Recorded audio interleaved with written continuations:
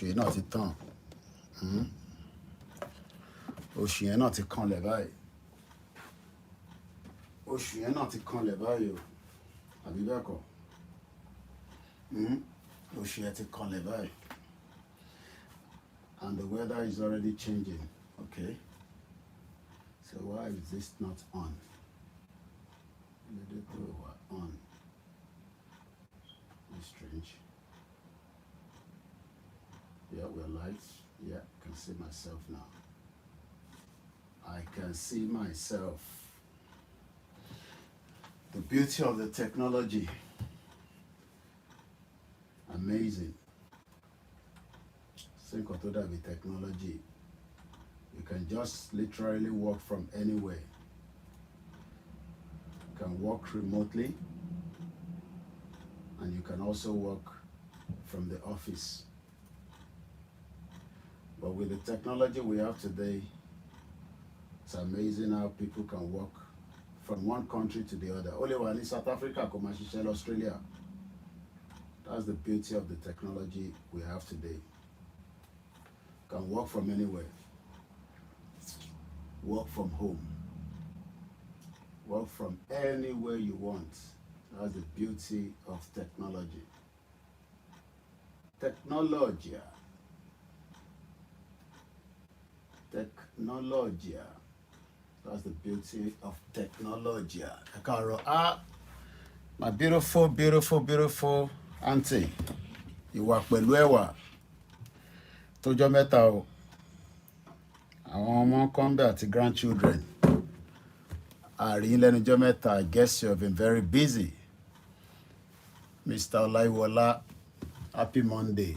Mo kẹ́yìn tèmi lórí TikTok. Báwo ló ṣe ń lọ lọ́dọ̀ yìí? Ilé ìtẹ̀tí ẹ̀yẹ ká sáré wọlé ti send a request. Àgbọ̀n tẹ fi sọ kíákíá. A kí gbogbo ẹ̀yin olólùfẹ́ wa lọ́tùn lósì o. Báwo làdúgbò yín lọ́hùn? Ṣé gbogbo ẹ̀ ń dún mọ́nàmọ́ná? Mo kí gbogbo ilé káàárọ̀ o. A kú gbìyànjú lọ́tùn lósì. Àníṣe lásán. I hear they kill people in Kwara. La máa ṣe sí yẹn báyìí. Àti sọ fáwọn èèyàn pé Nàìjíríà ṣiṣẹ́ náà so. Kò ṣe Kwara nìkan ló ti ń pààyàn, gbogbo Nàìjíríà náà ló ti ń pààyàn. Èmi máa wà fọbọ́mà ni. Àti pariwo títí látọdún 4. Àwọn èèyàn ní pé everything is okay. So everybody ló máa jẹ breakfast. Ìtàbá lè ṣe náà la máa ṣe. First set up a Twitter space now, and then I can start my work.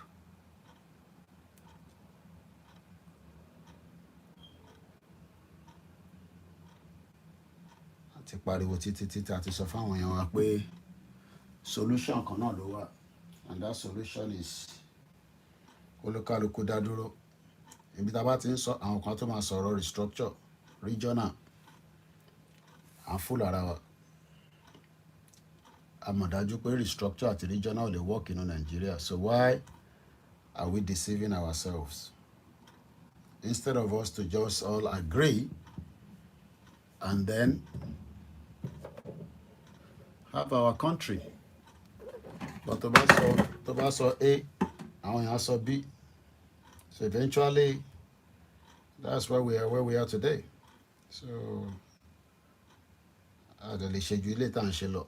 Ti sọ fáwọn èèyàn láti almost 5 years láti bẹ̀rẹ̀ Yorùbá nation pé àfi ká pín ká control border kólúkálukú dá dúró.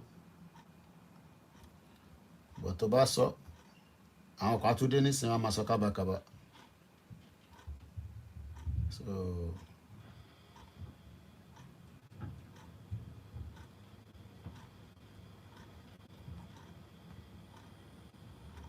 tàbá sọ A wá sọ B. So eventually in tó ń fa reason tí Nàìjíríà ṣe wà níbi tó wà nìyẹn. So tó bá dẹ̀ yẹ everybody náà máa mọ̀ pé in tá à ń sọ yẹn fáǹfààní gbogbo wa náà ni. kò kúkú ṣàǹfààní tèmi nìkan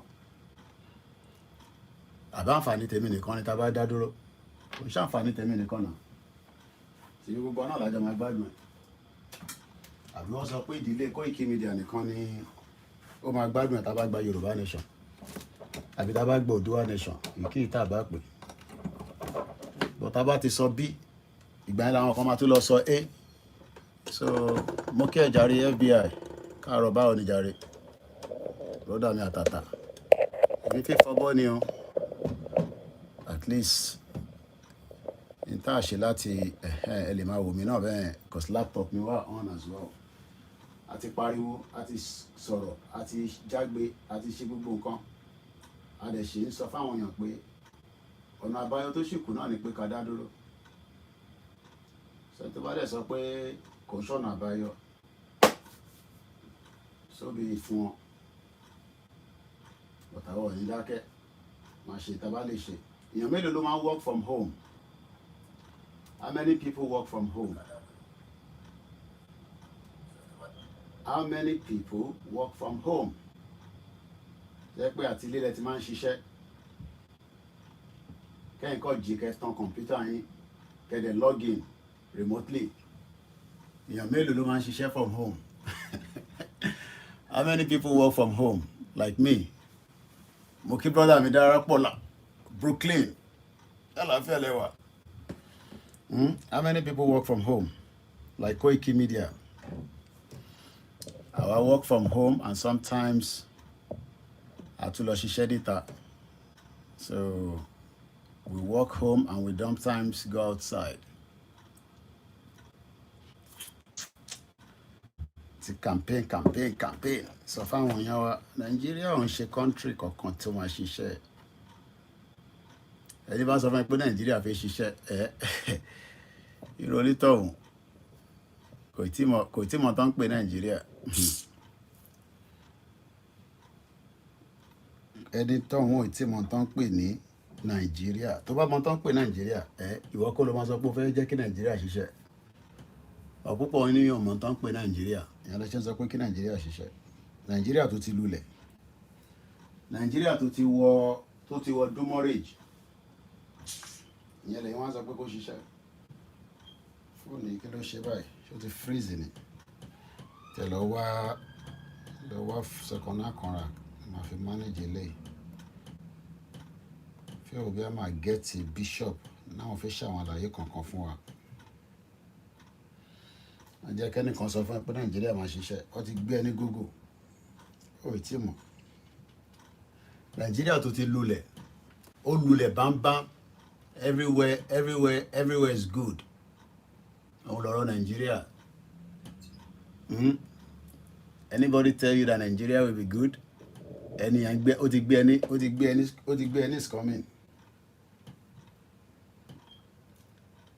ẹni bá sọ fún ẹ pé Nàìjíríà máa ṣiṣẹ́ tí wọn náà dé accept nonsense yẹn wọ́n ti ta ètò ìtìmọ̀ Nàìjíríà máa ṣiṣẹ́ láago mélòó ló fi ṣiṣẹ́ láago mélòó ni Nàìjíríà máa ṣiṣẹ́ Nàìjíríà máa ṣiṣẹ́ ìta tí ń gbọ́ láti 65 years Nàìjíríà máa ṣiṣẹ́ ó ṣiṣẹ́ fáwọn tó ń rí jẹ nínú Nàìjíríà àbí bẹ́ẹ̀ kọ́ mo kí ẹ brother mi Rugi Giant gbé sáré fọbọ́ ni o bẹ́ẹ̀ ni wọ́n ti gbé landicap Ọlákúnlé àbẹ̀rẹ̀ Ọlákúnlé Ọlánìpẹ̀kun báwo ni gbogbo ìlàrò àti fọ̀ wọ́n ti gbé landicap delete some storage in the phone maybe some old videos and some other files occupying the space ṣé mi nìyẹn Mr. Ọlá Gallery gbogbo náà là ń delete wọ́n ti gbé ẹ ní gógó tàbá sọ pé Nàìjíríà máa ṣiṣẹ́ wọ́n ti gbé ẹ ní gógó ọmọ owó ṣe ń lọ ẹ bá gbóhùn sókè à ń gbọ́ yín bàbá ẹ káàárọ̀. ẹ kú ètò sá bàbá ẹ káàárọ̀ sá. àwọn ọmọ kọ́ńbà àtìyàwó. àlàáfíà ni sá. à ń gbọ́ yín máa sọ̀rọ̀ lọ èmi fọ́bọ́ lọ nìyẹn ẹ máa sọ̀rọ̀ làwọn èèyàn ń gbọ́ yín. ṣe mọ the funny part ni pé gbogbo wọn ń pariwo pé à ń pariwo pé separate country yẹn gbogbo wọn dákẹ́ ẹlòmíì owó tó fẹ́ fi jápa ló wá kiri ń sìn tó dọ̀jọ́ pé ó ṣeéṣe kó má pé kí Nàìjíríà tó ṣẹlẹ̀ sí. Now the main problem báyìí ni pé Yorùbáwùyí jáde lánàá wọ́n sọ̀rọ̀ nípa àkọ́ tó ń sọ̀rọ̀ ní Kwara State ní I think Ẹdẹ bóyá odò Ẹdẹ ní ìlú yẹn. Òkè Ọdẹ ìbílẹ̀ lẹ́yìn wà. Òkè Ọdẹ láàárọ̀ ìbáyìí àwọn èèyàn ti jáde wọ́n ti bẹ̀rẹ̀ sí ní tápù Yorùbáwùyí pé wáì tó fi ń sọ̀rọ̀ sí gómìnà wáì tó fi ṣe kinní kan mọ̀kọ́ tó wá fọ́nì sí mi ni pé ó wá ń ṣe àwọn tó wà ní post yẹn. Payment received in OPay. Ó wá ń ṣe àwọn tó wà ní post yẹn ló tó wá àtàkì wa mọ́ àwọn gan tó yí pé ìyà ń jẹ àwọn náà òun yẹn ló wá fọ́nì sí mi. Sir, that was a guy, sir. Mo sorry láti lè wọ́ọ̀dì sir. Kò lè àfọ́ọ̀dù owó school fees ọmọ ẹ̀ sir. Mo sorry láti lo wọ́ọ̀dù yẹn o. Mọ̀ èèyàn tí mo mọ̀ délédélé ni. Ó possible pé mo post ojú ọ̀nà ìlú former governor tí ò dá. Ó ní láti ń tápù mi. Ó ní láti ní àtàkì mi. Pé ṣé duty ẹ̀ ní láti pé kó ṣe pé ṣèbí president governor ló yẹ kó ṣe. Níwàá ìgbà tí ẹnìyẹn ṣe láì tí ò fi lè ṣe ìlú ẹ̀ just 5-minute drive to state capital. Ọ̀nà ò dá since that time títí wá di bí a ṣe ń sọ̀rọ̀ yìí kò sí nǹkan ẹyọ kan tí ó ṣe sí ìlú ẹ̀. Eléyìí tó máa ń fọ́nì sí ni pé àwọn gbogbo tí ìyà ń jẹ yẹn tó dẹ̀ tún gbogbo ti àwa gan tá à ń sọ̀rọ̀ ọ̀tá àwọn la jẹ́. Ṣe jẹ́ kí àwọn tó ń jẹ èrè Nàìjíríà yẹn ṣe jẹ́ kí àwọn ọmọ wa máa takò wá. The answer is no, wọn ọgbà o ọ̀wọ́n fúnra wọn tó jẹ́ pé wọn ò rí kankan jẹ nínú ẹ̀ o kò sí àǹfààní kankan tó ṣe fún wọn torí pé wọ́n tó lè jẹ oúnjẹ méjì jẹ léde ó ń difficult fún wọn àwọn gan ló tún gbógun tì wá àmọ́ problem àwọn èèyàn wa mọ́ bọ́lọ̀ kó ṣàánú fún wa. Ọ̀bẹ Elédùmarè wà pẹ̀lú wa kò tí káwọn lára dáadáa ni àwọn tó ń tákù yín yẹn tó bá yá ibi tí ó kù sí nínú ọ̀rọ̀ Nàìjíríà tó bá ká ti kọ̀dílé wọn bọ̀ tó bá dẹ̀ ti kọ̀dílé wọn wá understand nípa ọ̀rọ̀ tó ń lọ ní àfígbà country kílẹ̀ yìí rí sí la fi dá dúró.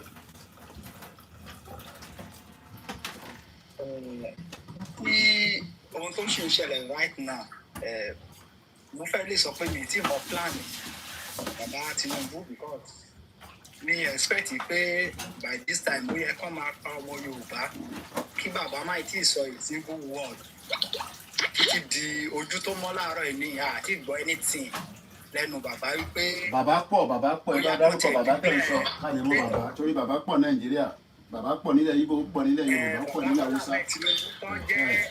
Bàbá tán jẹ́ ààrẹ orílẹ̀-èdè Nàìjíríà bàbá Bọ́lá Ahmed Tinubu nítorí pé a rí i pé wọ́n declare state of emergency Rivers State nígbà tí èdè àìyedè ṣẹlẹ̀ lẹ́rìn èèyàn méjì bẹ́ẹ̀ bọ̀ ní ilẹ̀ Yorùbá gan tó ti wá ń pààyàn ààrí kan declare state of emergency ààrí kan ṣe anything bẹ́ẹ̀ wọ́n dákẹ́ kò wá yé àwọn kò tẹ̀ yé wa mọ́ o bọ̀tí ohun tèmi fẹ́ sọ bí pé àwa tá a wà lé náà ni ká sì sọ ṣòkòtò wa àwa ni ká túra mú ká tó èrò wa pa àwa gangan la níṣẹ́ lọ́wọ́ àwa níṣẹ́ ọwọ́ wa níṣẹ́ wà òun ṣe ní ìṣọ́ pé gọ́ọ̀mẹ̀ntì kankan lè ṣèfù wa níbi tá a dé ìṣọ́.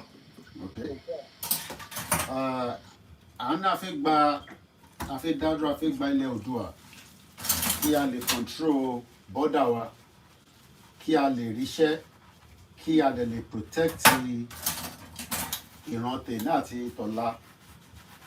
Àwọn kan tún jáde wọ́n ní àfi kí àkọ́kọ́ lọ gba restructure. Tá bá wá gba restructure yẹn, wọ́n nítorí pé àníbọn àní weapon tá máa fi bájọba jà nísìn. So pé torí ẹ̀ ń kọ́ kí wọ́n kọ́kọ́ fi restructure. Kódà àwọn kan tẹ̀ tún ní Áfíríkà lọ kọ́ tún lọ dìbò. Torí pé èmi ò fọwọ́ sí pé kí àwọn kan tún lọ dìbò kankan ní 2027 tí a lọ dìbò yẹn. Wọ́n ń gbé wa ní gógó ni. Ní àwọn tẹ́yìn bá sọ̀rọ̀ ládùúgbò ní agbègbè ní gbogbo ibi tí ẹ̀yin wà ní ilẹ̀ káàárọ̀ jìnnì lọ́wọ́lọ́wọ́ báyìí. Kí ni opinion àwọn gbogbo state láti rí táwọn èèyàn campaign ẹ̀ tó ń campaign fún ADC wà, àwọn PDP wà, APC wà. Ṣé ọ̀nà tí à ń sọ yìí àti táwọn ń sọ èwo gangan làwọn èèyàn ń sọ jù nílé lọ́wọ́lọ́wọ́ torí 2027 tuntun súnmọ́ báyìí bá ṣe campaign títí nígbà tí Bọ́lá Ahmed Tinubu president ní 2023 tí wọ́n fi wọlé pé election kan ló kàn because báwa ṣe mọ̀ pé tẹ́ bá ti election ẹ ti tèrè ní Nàìjíríà nìyẹn. So kí làwọn èèyàn ń sọ gangan ní agbègbè ibi tẹ́yìn wà ẹ̀ ní láti dárúkọ agbègbè yìí akọ̀ láì dí à kí làwọn èèyàn ń sọ. Ẹ̀ṣẹ́ gan-an kan ní agbègbè ibi tí èmi wà lọ́wọ́lọ́wọ́ ní èdè sọ tí agbègbè ẹ̀ lè mú bọ̀ ní ti ibi tí èmi wà lọ́wọ́lọ́wọ́ ọ̀tọ́ bá ní kémi sọ pẹ̀lú nǹkan tí mò ń rí ní online náà mo fẹ́ lè sọ pé almost the same thing ni. Ohun tí àwọn èèyàn dẹ̀ ń try láti ṣe sí ni wípé wọ́n fẹ́ tẹ̀lé ìzíjà Peter Obi ọ̀ Àtíkù.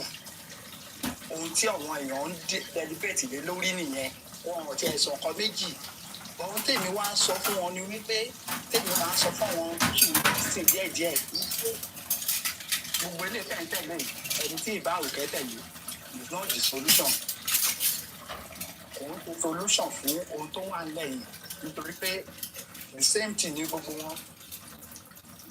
So tó bá ti wá ń béèrè lọ́wọ́ ní pé kí wá ní solution kò sí solution méjì ju wípé kẹ̀jẹ́ ká gbọ́ sókè pé àti ẹ̀ṣẹ̀ mọ́ wípé ká padà sí round table ká pé Yorùbá ti wà níbi 3 days ago ọkùnrin báwọn kan fà á Yorùbá ti wà before Nàìjíríà wọ́n pin olúkálùkù máa lọ nílọ títí ẹ̀ that is the only solution. Bọ̀ kí ló dé tí ká dá dúró yẹn kí ló jẹ́ pé kí ló dé tí ó ń jẹ́ nǹkan tí ó jẹ́ bàbàrà fáwọn èèyàn pé wọ́n fẹ́ jẹ́ kí ìyẹn jẹ́ nǹkan tí ó jẹ́ priority. Ṣé state tí wọ́n control yẹn nìkan ló tẹ́ wọn lọ́rùn ni àbí kí a control gbogbo ilẹ̀ Yorùbá pẹ̀lú Yorùbá government Oòduà government kó jẹ́ pé a ní láti ṣe máa lọ Àbújá a ní láti ṣe lọ ẹni tó bá fẹ́ campaign nísìn fún president a lọ Kánò a lọ Enugu a lọ Anambra but a bá ti dá dúró láàrin ilẹ̀ Yorùbá nìkan ló ti máa campaign wọn ní láti gbé campaign wọn lọ sí north middle belt south east ẹni bá fẹ́ wọlé nígbà tẹ́mi náà ń bọ̀ ní London tàdé láìpẹ́ yìí kí n tó wọlé o gbọ́dọ̀ ti ní nǹkan tó máa gbé ẹ wọlé Pella tó ń ṣe streaming ó wà London báyìí mo mọ̀ kó gba visa wọlé ni torí kò kí n ṣọmọ ìlú yìí now o kò lè pàgìrì kó máa bọ̀ sí abroad o gbọ́dọ̀ ti gba ìwé ìrìnnà tó máa fi dé bíbá tó ń pè ní visa. Ṣé àwọn tí àwa ń sọ fún yẹn tí wọ́n tún wá ń sọ̀rọ̀ Peter Obi àti Àtíkù ṣé àwọn yẹn ló fẹ́ yanjú gbogbo tó ń ṣe wá ni àbí torí pé ara ń ta wọ́n pé ẹlòmíì ò rí jẹ lára ìjọba Tinubu nu wọn àbí expectation pé Tinubu ò ṣiṣẹ́ lọ́tún ṣe pé lé Tinubu lọ lọ́tún sọ̀rọ̀ election pẹ̀lú Peter Obi àti Àtíkù bó dẹ̀ rí pé Arẹ́gbẹ́ṣọlá náà òun náà ti lọ gbé ADC dání Arẹ́gbẹ́ṣọlá ti ṣe gómìnà rí ó ti ṣe mínísítà rí tí gbogbo wọn bá wá dàgbà tọ́jú ògbó dáadáa tọ́dé bíi 90 wọ́n wá ṣẹ̀ máa wá kẹ́sẹ̀ sókè wá máa ní àdáìnà so kí ni ẹ̀yin rí sọ̀rọ̀ yẹn. Ẹ ṣé gan ni sà fún ìbéèrè tẹ béèrè sà ohun tí èmi mi ò lè fún ìbéèrè tẹ béèrè lọ́nà mi ò lè dáhùn ti àwọn tó wà ní ipò òṣèlú lọ́wọ́lọ́wọ́ ṣùgbọ́n màá dáhùn àwọn tí àjọ wà ní ìsàlẹ̀ ń bí tó pé tí ẹnu títí wa ò dé tá a sí ní pọ́ọ̀sì kankan nínú òṣèlú ibi nǹkan tèmi rí ní ti tọ̀dọ̀ wa ni wípé wọ́n ti create fears sí ọkàn àyà àwọn èèyàn mọ̀ wípé ká dá dúró ká ní bọ́dà tiwa ká ní orílẹ̀-èdè tiwa òun ni the only solution but why tí àwọn èèyàn fi kí gbogbo wa so ọ̀pọ̀ ni pé fears wọ́n ti create ẹ̀ sí ọkàn àyà everybody lè rí anybody wọ́n sìn kó sọ ń pa òkè lánàá sìn ẹ̀rí ọ̀rọ̀ bàbá wa kan bàjẹ́ ní òní dárúkọ wọ́n jáde sórí afẹ́fẹ́ mistake tí kọ́ ṣe ní ibi ìjòyè Olúbàdàn wọ́n bẹ̀rẹ̀ sí ní sọ̀rọ̀ sí wọ́n bẹ̀rẹ̀ sí ní ṣe kinní kan irú àwọn bàbá yẹn ṣe bí irú àwọn yẹn ló yẹ kó máa bá wa gbóhùn sí òkè ìgbà tí àwọn bàbá yẹn tẹ̀ tó wá ṣe é sí àwọn náà tó wá jáde sá wọ́n ní wọ́n tó wá ní admission fún 2027 tó wá jẹ́ ìyàlẹ́nu fún wa wípé irú àwọn bàbá yẹn a lè máa rí níbi ibi àwọn ìwà pálapàla àwọn yẹn so fears yẹn ti wà lé ọkàn everybody ti wá believe pé òṣèlú nìkan ni the only solution níwà òṣèlú yẹn ò ṣe solution the only solution ni pé kan break country kan yé pa wá mọ́ kí ọmọ Yorùbá yé ṣe ẹrú so that is nǹkan tèmi lè sọ sí. ní Nàìjíríà lénìí ǹjẹ́ èèyàn lè ṣiṣẹ́ láti ilé bí remote working bẹ́ẹ̀ tó fi bẹ́ẹ̀ mi ṣe wà nílé báyìí nísìn àwọn iṣẹ́ kan wà àti gbà a lè ṣiṣẹ́ láti inú ilé tí ó bá dẹ̀ di parí oṣù wá sanwó fún wa àwọn iṣẹ́ míì wà ó gbọ́dọ̀ lọ sínú ibi iṣẹ́ láti lọ ṣe ni ṣé bẹ́ẹ̀ náà lórí nílé báyìí ṣé èèyàn lè gbaṣẹ́ remotely kó máa ṣiṣẹ́ láti inú ilé kó dẹ̀ máa sanwó fún ní state kan sí state kan àbí báwo ni ọ̀rọ̀ iṣẹ́ ṣe rí nílé Nàìjíríà nísìn. Sà níbi tá a ti bẹ̀rẹ̀ yẹn sà ní Nàìjíríà sà kò wọ́ọ̀kì sà. Kí ló dé? The only way tó fi wọ́ọ̀kì ni wípé àdàbí tó bá jẹ́ pé bí ẹ ṣe jẹ́ iṣẹ́ agbóhùnsáfẹ́fẹ́ ǹsìn tó bá jẹ́ pé irú yín balẹ̀ fún yàn ṣẹ́ pé kéèyàn máa ṣe láti ilé ẹ mọ̀ kéèyàn máa kọ átíkù kankan bẹ́ẹ̀ yẹn ó wọ́ọ̀kì bó tó bá jẹ́ pé any other works àṣà kò work sá o ní Nàìjíríà kò work ẹ gbọ́dọ̀ máa presence ẹnu iṣẹ́ yẹn sá. kí ni population àwọn tó ń ṣiṣẹ́ lọ́wọ́lọ́wọ́ báyìí ní Nàìjíríà ṣé àwọn èèyàn ṣì ń ríṣẹ́ nígbà tí President Tinubu dé bìkan tó náà máa fún gbogbo èèyàn níṣẹ́ a máa níṣẹ́ lọ́wọ́ tá a máa ṣe ibi òde nípa wá but nígbà tí President Tinubu lọ sí Ìbàdàn wọ́n ní ibi tó ń pa wá lọ́wọ́lọ́wọ́ àwọn sì ń ṣiṣẹ́ lé lórí ni tó gbogbo ẹ̀ máa padà sí normal. Right now population ọmọ Nàìjíríà tó ń ṣiṣẹ́ lọ́wọ́lọ́wọ́ náà out of 100% sà èmi ò lè sọ pé 100% mi lè sọ pé 10% ń ṣiṣẹ́ sà. Kí ló dé? Ní tó bá ń sọ̀rọ̀ aspect government work mi lè sọ pé 10% ń ṣiṣẹ́ but tó bá ń sọ̀rọ̀ nípa pé bóyá àwọn iléeṣẹ́ kéékèèké kan gbàyàn síṣẹ́ mo lè sọ pé 50 to 45% ń ṣiṣẹ́ but the question is that iṣẹ́ tí a ti ń ṣe ẹjọ́ ṣé ó tó ibi tí olúkálùkù wa ti ń ṣiṣẹ́ ǹjẹ́ ó tó ń ra oúnjẹ sílé ṣé ohun sálárì tá à ń gbà bẹ́ẹ̀ ṣé ó tó ń ra oúnjẹ kan sílé ká tó ń má wàá sọ owó sùn ọmọ tàbí ọ̀ràn kankan nítorí pé a tún rí i pé lẹ́nu ọjọ́ mẹ́ta ẹ̀ sìn ọ̀ràn kankan tuntun ń gbówó sókè again tó jẹ́ pé tá a bá fẹ́ lọ rà kan àná ó ní oògùn kan tó recommend fún mi pé kí n lọ rà last time tí mo ṣì ro oògùn yẹn mo ra oògùn yẹn ní sachet ẹyọ kan mo rà ní 200 naira nígbà tí mo máa débi tí mo ti ń rà lánàá ó ti da 500 naira mo wá ní à last time tí mo ra oògùn yìí mo rà ní 200 naira how come báwo lẹ́yìn wọ́n ní ṣèbí ọ̀dọ̀ wọn náà ni mo ṣáà ti rà wọ́n ní ìgbà tí wọ́n ní ọ̀wọ́n náà máa ti lọ ọjà báyìí wọ́n ní oògùn tuntun wọn ṣe again pé sọ pé nǹkan táwọn rà wọ́n ń tà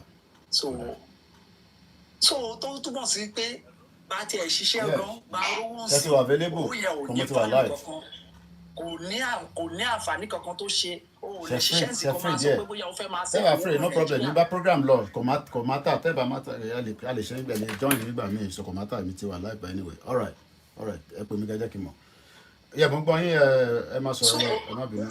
tó túmọ̀ sí wípé béèyàn gan ń ṣiṣẹ́ nowadays tí wọ́n ń sọ sálárì fún question mi ni pé ṣé sálárì yẹn lè bọ́ ìyàwó àti ọmọ kán dẹ̀ máa jẹ pẹ̀lú ìrọ̀rùn tí ò ní sí ẹni wàhálà kán má tẹ̀ sọ pé bóyá wọ́n tẹ̀ fẹ́ kọ́lé àbí wọ́n fẹ́ ṣe ẹni ọ̀dà tí àbí wọ́n fẹ́ ra mọ́tò kán máa jẹ kán dẹ̀ without complaint so kò work àfọwọ́n tó ń rí ọgbọ́gbọ́n dá níbi iṣẹ́ wọn tí wọ́n ń ṣe fraud láti pé bóyá kán jí owó ibi iṣẹ́ tàbí kán ṣe ránṣì kan sí kejì nítorí pé àwọn náà súnmọ́ wọn àríbọn ṣe ń ṣe kódà ní iléeṣẹ́ ìjọba gan àwọn tó ń ṣiṣẹ́ ní so many iléeṣẹ́ ìjọba wọ́n máa sọ fún abẹ́lé wọ́n ní àbúrò wọ́n ní ọgbọ́n làwọn ń dá lọ́fíìsì o tó wọ́n fi ń rìn jẹ o ìlú yóò ṣe kinní o ìlú yóò ti ṣe kinní kan ìlú à ń dọ́gbọ́n ni o à ń ṣe kinní kan ọ̀pọ̀lọpọ̀ kan ló ń sọ fún wa pé a lè máa sọ lórí afẹ́fẹ́ tó jẹ́ pé wọ́n sì ń lọ láti make everybody ṣáà lè survive. láàárín bàbá wa emeritus professor Akintoye àti bàbá wa president Bola Ahmed Tinubu, two different people running two different agenda Tinubu ẹ tó bá ní ó máa change kúrò lára Nàìjíríà a jẹ́ pé nìyẹn wọ́n mọ̀ tó ń pè ní Tinubu ni president Tinubu ò lè change kúrò lára Nàìjíríà torí àwọn tí wọ́n ti Tinubu lẹ́yìn kò ń ṣe ní Nàìjíríà nìkan ni wọ́n ti Tinubu lẹ́yìn a mọ̀ wọ́n àwọn western world àwọn náà ni power broker kíyàn kan tó di president Nàìjíríà àwọn the power broker yẹn ó ní ọ̀pọ̀lọpọ̀ influence tí wọ́n máa ń ṣe sínú ìlú kọ̀ọ̀kan kò ń ṣe ní Nàìjíríà nìkan ni àwọn power broker yìí wà so láti sọ fún kí Tinubu wá pín Nàìjíríà àwọn power broker yẹn ò ní allow ẹ̀ but bàbá wa emeritus professor Akintoye àwọn ní àti power brokers o àti kò power brokers àwa ọmọ Oòduà àwa gbọ́dọ̀ dá dúró gẹ́gẹ́ bí orílẹ̀-èdè láàárín àwọn méjèèjì ta nẹni tí ó ń rí nǹkan jura wọn lọ àwọn kan ní nígbà tí Tinubu bá dé 2027 tó cross over yẹn ló lè gbé àwọn ìgbésẹ̀ tó fẹ́ gbé bàbá Akintoye ní kò dìgbà tó bá di 2027 ìgbésẹ̀ yẹn ṣe gbé nísìn láàárín àwọn méjèèjì yẹn kó tó di pé ààfin sílẹ̀ kí ni ẹ̀yin rí sí láàárín àwọn bàbá méjèèjì ìkan fẹ́ 2027 agenda nìyẹn ẹni tó bá cross pàtẹ á kù díẹ̀ bóyá ẹnìyẹn gan kò ní wọ́gà o torí a mọ ẹni tí Tinubu lè ṣe àfi tá a bá ń parọ́ fúnra wa especially àwọn tó túmọ̀ dáadáa àmọ́ tí bàbá Akintoye lè ṣe ohun táwọn fẹ́ ṣe ni pé kí a tètè bọ́ nínú wàhálà àti ìdààmú tí ọmọ Oòduà wà nínú ẹ̀ ẹ bá mi ṣàlàyé ní kíákíá níwọ̀nba tí ọgbọ́n ti yín gbé. ẹ ṣeun gan ni sà ẹ ṣe gan ni sà àdúrà tí mò ń gbà ni pé kọ́lọ́run ọba kó bá mi lọ́ra ẹ̀mí bàbá Akintoye Aṣẹ́dùmarè kí wọ́n lè ní àǹfààní láti kó wa délẹ̀ lórí. Àmín. Nítorí pé mi á máa sọ wípé ọba mi Èdùmàrè á bá mi jẹ́ kí bàbá yẹn fi ọwọ́ ẹ̀ méjèèjì kó fi kéré iṣẹ́ tó ti ṣe kalẹ̀. Àmín o. Nítorí pé bàbá yẹn ti gbìyànjú takuntakun bàbá yẹn ti ṣiṣẹ́ gan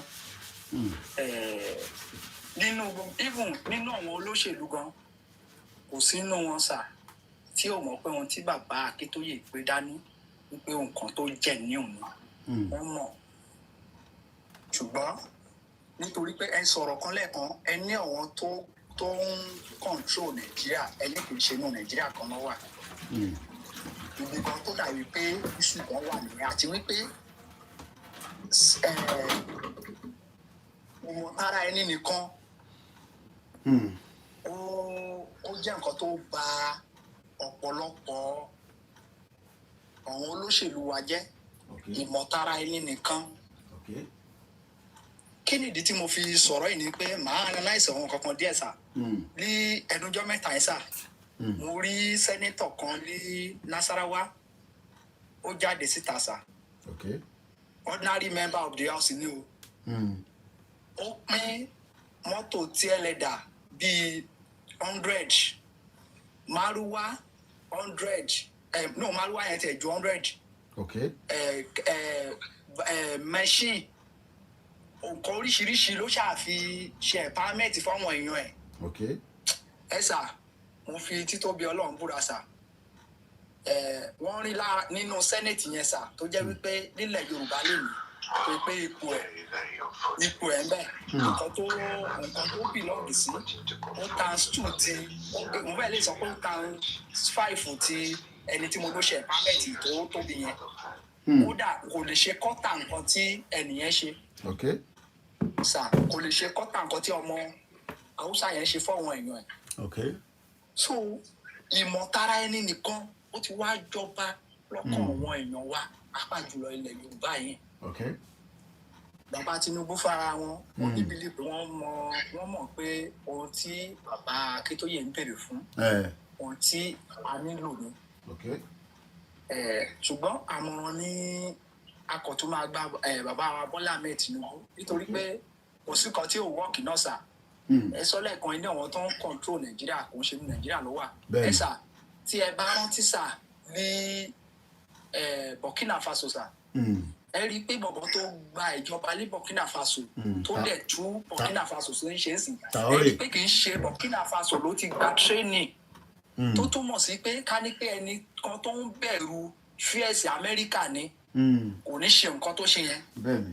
tó kí bàbá náà kó ìbẹ̀rù wípé bóyá àwọn kan ló gbéjọba fóun tàbí àwọn kan ló ń kọ̀ǹtró Nàìjíríà ó bàbá yẹn gbàgbé ẹ̀. Okay. Ó dáa. Bí bàbá yẹn gbàgbé ẹ̀ tó gbé ká kó lóko ẹrú ti pọ̀ jù. Ó dáa. Okay. Kí bàbá yẹn rescue ọmọ Yorùbá. Ẹni sọ̀rọ̀ Bishop. Rescue wa. Ó dáa. Ẹ ṣé gan ni alàgbà wa mo kí fún tí ẹ bá wa dá sí láàárọ̀ yìí ẹ bá wa kí àwọn ará ilé input yín náà ó ti wọnú lára ń tàn sọ ọbọ náà ní láti bí ọdún 5. Ẹ ṣé gan ni bàbá wa ẹ dúpẹ́ lọ́wọ́ yín Ọlọ́run ajá máa rí yín bá. Thank you very much. Mo kí ẹ̀yin èèyàn wa lẹ́ẹ̀kan sí ní Monday ọjọ́ ajé kọ́lọ́n jẹ́ kí gbogbo arí ajé jẹun gẹ́gẹ́ bí ẹ ti ṣe mọ̀ lórí ìkànnì wa mo kí gbogbo ẹ̀yin èèyàn wa ìyá wa Rẹ̀mílẹ́kún Adélẹ́yìn mo kẹ́yìn tó wà lórí TikTok. Ẹ má bínú ẹ jẹ́ n sáré gbé kọ́ọ̀lù ìyàwó mi mọ́ tó ń pè mí fún. Hello. Hello. Yeah. Adúpẹ́ fọlọ́. Mo ti kúrò ń bẹ̀ ṣọ̀bí á later. Come to another program bye. All right later. All right bye. Ẹ má bínú ẹ̀yin wa. Bishop Adesina wà lórí line pẹ̀lú wa. But kí Bishop tó wọlé mo kàn fẹ́ kẹ́yìn èèyàn wa pé báwo ni weekend yìí weekend tí ó lọ yìí oríṣiríṣi náà ni ó ń ṣẹlẹ̀ Nàìjíríà. Ọ̀rọ̀ Nàìjíríà ń ṣe tí ó máa tán níjọ́ kan àfi kí ọ̀rọ̀ Nàìjíríà kó end. But in tí ọ̀pọ̀lọpọ̀ tí kò yé ni pé tá bá ń sọ̀rọ̀ Nàìjíríà wọ́n mọ̀ níbo gan ni Nàìjíríà ti ṣẹ̀wá débi pé ó ní control tó pọ̀. Ìyẹn ni ẹ fi gbọ́ lẹ́nu Bishop láàárọ̀ yìí torí ó ní àwọn kankan tí Bishop fi ṣàlàyé fún wa tí ó fẹ́ kí a farabalẹ̀ kí a jọ fetí ká fi gbọ́ dáadáa. Ẹ má tí bọ́lẹ̀ kúrò lórí broadcast yìí fún gbogbo èyí tí ó jẹ́ àkọ́kọ́ tí ẹ máa kọ́kọ́ darapọ̀ mọ́ wa bí ẹ bá lè ṣe ìpàdé rí ẹ kàn máa ń kọjá káàkiri ẹ wá rí eléyìí self determination ni à ń ṣe níbí báyìí. Àwọn ò ń ṣe àwọn tí wọ́n campaign fún afẹ́lọ́ dìbò 2027 bó bá wọ̀n ẹ́ kó gbọ́ bó bá wọ̀n ẹ́ kó má gbọ́. But n tí ó dáni lójú ni pé Nàìjíríà ti ń lọ towards the final part of his lifespan. Ìwọ lè máa ní kò lè possible ìwọ kọ́ ni o ní right láti sọ bẹ́ẹ̀. Màá ṣàlàyé fún ẹ Yugoslavia nígbà tí ó máa pín báwọn kan náà ṣe ń kóra àwọn kan tẹ̀ ń gbàdúrà náà pé kò ní pín ó padà pín náà ni àìtí lè gbé àwọn kan wọlé lórí TikTok jọra ti ní call. Àwọn kan náà ní Sudan kò lè pín ó padà pín náà ni. Ọ̀nà tó yí Nàìjíríà máa gbà pín ó ti ń fi ojú hàn báyìí bó wá fẹ́ bó kọ̀ Nàìjíríà máa pín. So bí ibi tá a dé ní èní ní 2025 láti 2019 òun ni láàrin bàbá Akíntóyè àti Tinubu alẹ́ni tó fẹ́ kí ilẹ̀ Yorùbá kó nísinmi. Tinubu ní agbára láti pín, kò ní di 2027 kó tó pín Nàìjíríà, but there are some power brokers, there are some evil force tí wọ́n fi Tinubu play game láàrin gbogbo wa. Òun ni ẹ máa gbọ́ díẹ̀ lọ́nà Bishop. So Bishop ẹ bá wa gbóhùn sókè. Ẹni tó bá wa mọ Bishop Adésínà àwọn ni a máa ń pè ní money man. Bishop mo dẹ̀ kẹ́ tó sọ̀rọ̀ Bishop mo fẹ́ tún mú kankan torí gẹ́gẹ́ bí iṣẹ́ táwa gbé dání ọ̀pọ̀lọpọ̀ àwọn èèyàn oríṣiríṣi àyè sọ ẹ ti torí ẹ ti sọ so much.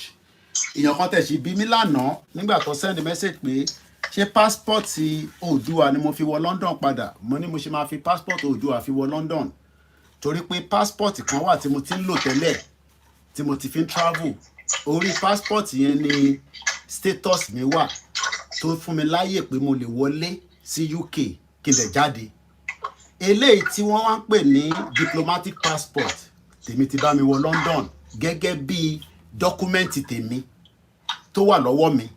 Tí bá jáde tí mo bá rí pé tó bá bi mí pé ṣé mo ní ID mo lè ná sí wọn, mo lè fún wọn ní driver license, but òun kọ́ ni mo fi wọ London torí pé kò ní visa lórí. Ẹnìkan tí mo wá ń ṣàlàyé fún yẹn mo wá ń sọ débi pé nígbà tẹ́ ẹ ní ṣé òun ni mo fi wọlé, mo ní kí ni mo fi ń jáde tẹ́lẹ̀ tí mo fi ń wọlé tí mo fi ń travel. Mo ní document mo fi ń travel. Àwa kan ṣì ní Nigerian passport, àwọn kan ní Nigerian passport, àwọn kan ní American passport, àwọn kan ní American passport. Kò dẹ̀ ń ṣe gbogbo èèyàn ló ní British passport, àwọn kan ní. But one thing is o gbọ́dọ̀ ní kankan tó máa kọ́kọ́ sọ pé tó bá ti dé airport wá ní your passport and your document. Wọ́n máa wá verify document yẹn, but eléyìí nísìn tó bá lọ fi gba visa kò guarantee pé ó lè fún ẹ ní visa because Britain ò tí recognize wa as a country. Láàárín ọ̀sẹ̀ yìí torí mo ń ṣe school run gbogbo alamọ tó ń pè school ẹ má bínú Bishop kò ṣàlàyé kékeré ni but bí a weekend màá gbé yín lọ sí Palestinian embassy tí wọ́n ti establish ní UK. Tá bá mọ iye ọdún tí Palestinian ti fi ń béèrè pé a fẹ́ dá dúró, a fẹ́ ní recognition as a state, ní àìpẹ́ yìí ni Britain ṣe wá recognize wọn, wọ́n ti wá create embassy. Níjọ́ tí Britain bá ti recognize àwa náà as pé a fẹ́ gba country tó ti recognize wa pé a lè jẹ́ ọmọ Oòduà, yes a lè establish embassy sí bí báyìí. But tó bá wá gba passport yìí pé wàá wá mú lọ sí American embassy, wàá wá rò pé wọ́n máa fún ẹ ní visa. Ẹ má bínú lẹ́ẹ̀kan sí mo mọ tí ìyá yìí tún pè fún ìyàwó mi ni. Ó yá sọ̀rọ̀ kíákíá, kí ló ṣẹlẹ̀? Ó wà lókè mo wà lórí program. Alright. Ẹ má bínú. So àbọ̀rọ̀bọ̀ yẹn nísìn, so ó ṣe pàtàkì ká get àárín yẹn right. Tó bá gba identification ẹni, tó bá wá ní o fẹ́ lọ fi gba visa, ṣé ìlú tó fẹ́ lọ fi gba visa yẹn ṣó ti recognize wa as a country? Torí lára àwọn ìlú yẹn ó ṣe ṣe kí British gbẹ́nu lé lórí passport tèmi tèmi ti diplomatic one òun ni ó ti rí ojú mi ló wà ń bẹ̀. Ọláyọmí Kóìkì ó ti wà London, ẹ wá gbà lọ́wọ́ mi ẹ̀yin bomb bastard. Ẹ fọ́n sókè Bishop. Ṣé lọ́pọ̀lọpọ̀ ẹ̀kọ́ ètò ọlọ́run á bá wa tó gbogbo ẹ̀ agúnrégé. Ètò ìlú kì í ṣe one way traffic. Nǹkan tí ó difficult fáwọn èèyàn aláti mọ̀ nìyẹn. Wọ́n rò wípé bẹ́ẹ̀ ètò ìlú bí wípé o fẹ́ lọ gba company, àbò fẹ́ lọ gbalẹ̀ kan, àbò fẹ́ lọ gba one particular asset kan ni. Ìlú is multifaceted asset investment and a lot of interest tó máa wà lórí ìlú. Now, ohun tí ó yẹ kí a máa ní conference àwọn ẹgbẹ́ wọ̀nyí, ó yẹ ká máa ní conference, but nítorí pé gbogbo wa sí lójú kan náà, gbogbo wa scatter, we are meeting each other in a virtual level and co. So kò jẹ́ kí àwọn nǹkan tó yẹ kí gbogbo wa cordially kó máa lọ bó ṣe kí ó lọ, but one way or the other, we want to thank our media, our Koikimedia, related Yoruba World Media, Odua TV, Yeyedara Gbogbo wọn bẹ́ẹ̀ yẹn, all the media that is helping us to broadcast and disseminate information and the privilege. Kò sẹ́ni tó ń fún yín lówó wa, fún yín lówó, Yoruba Nation fún yín lówó, Odua Nation fún yín lówó, but you are sourcing your resources and you are making the self-determination on a progression level. God bless you and God will continue to replenish your pulse. Amen. Now, me ti kúrò lórí level internal operations. We are in the diplomatic levels, and there is difference between diplomatic language and the normal language that we know in communication láàrin ara wọn. So after expose ara wa sí àwọn diplomatic language wọ̀nyẹn so that tí wọ́n tó mú àwọn èèyàn wa and tí wọ́n fi kóra wọn sí oko ẹrú lọ́wọ́ àwọn òyìnbó is because they don't understand diplomatic terms and codes. Wọ́n á kọ̀ọ̀kan sínú ìwé, wọ́n á dẹ̀ kọ́ plainly wípé mo fẹ́ pa á síbẹ̀, wọ́n á dẹ̀ tọ́ ọ̀bọ̀ wà sign lóró mọ̀ ìtumọ̀ code tán lò.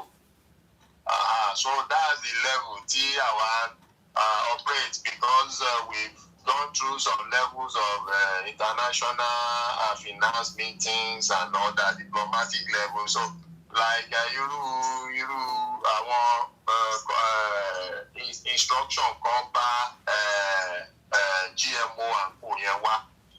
And àwọn instruction yẹn wọ́n kọ síbẹ̀ at the end for food security.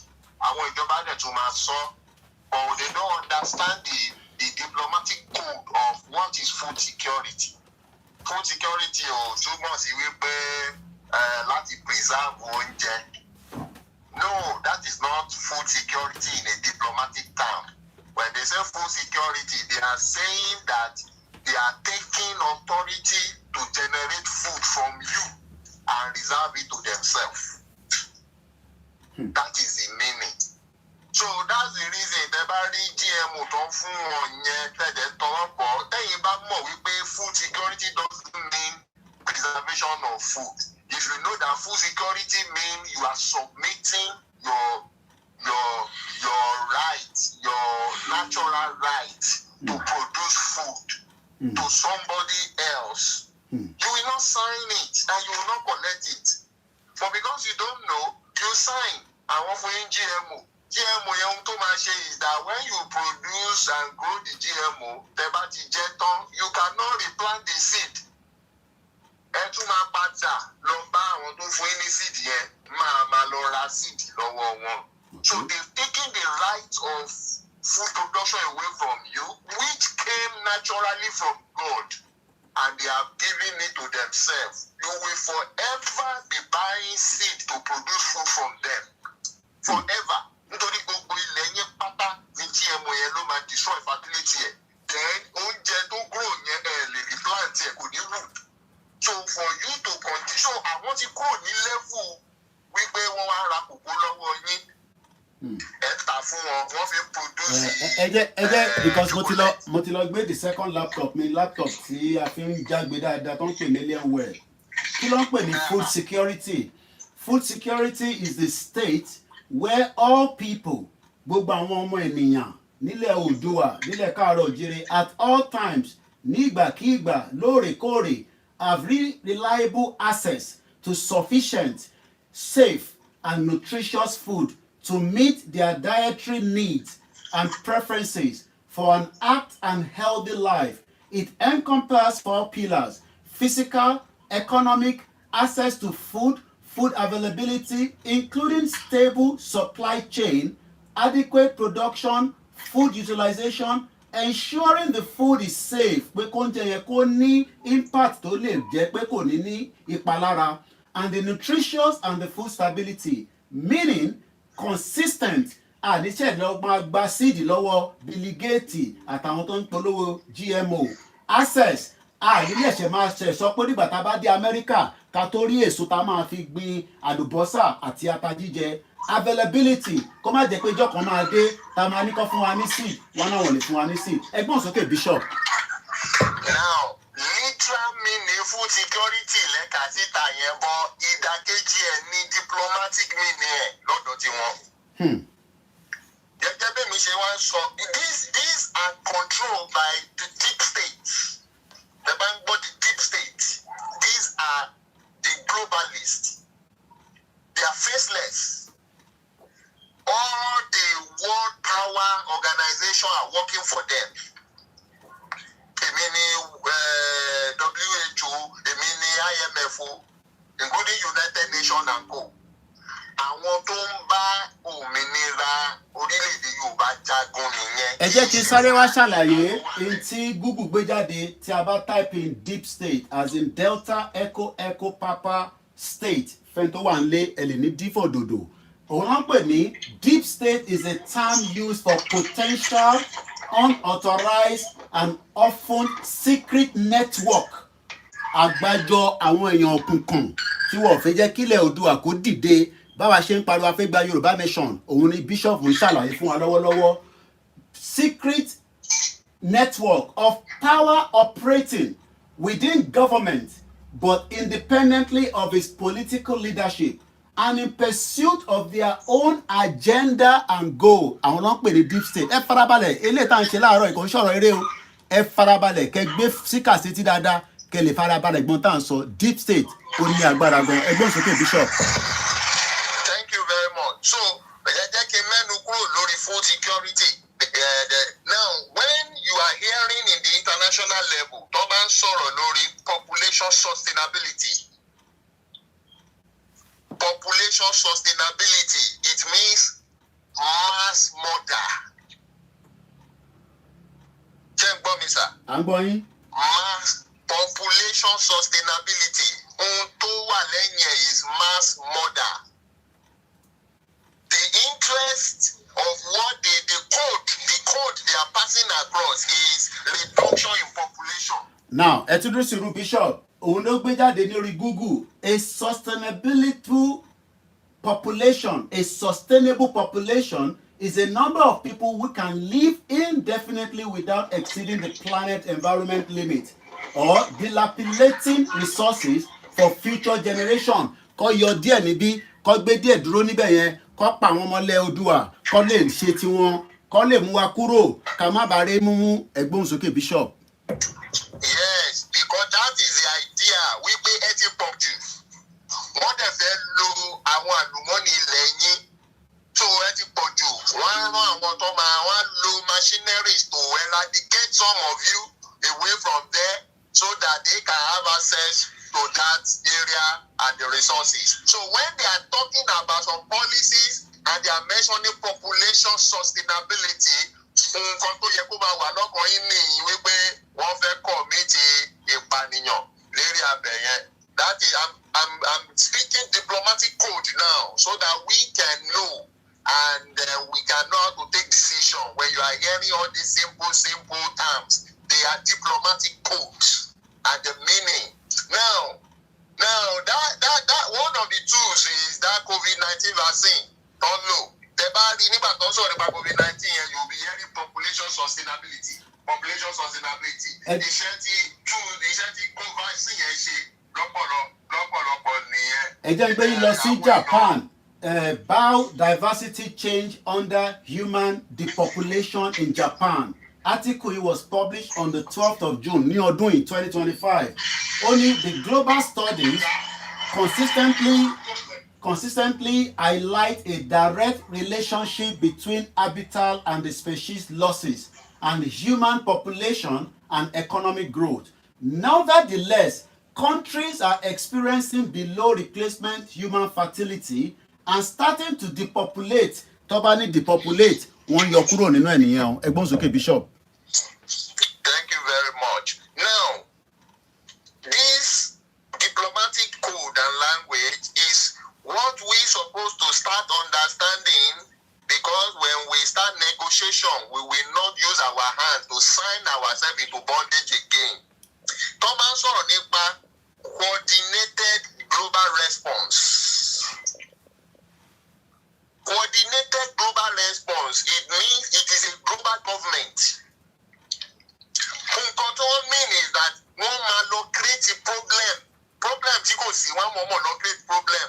Tí problem yẹn bá jáde, they will now come out and demand for coordinated global response. Then you will see all the agencies of deep states responding and bringing out policy, irrespective of your own national laws. Their own policy will now override your own national laws because they said that there is a pandemic. Òun náà tẹ̀sán nípa COVID-19.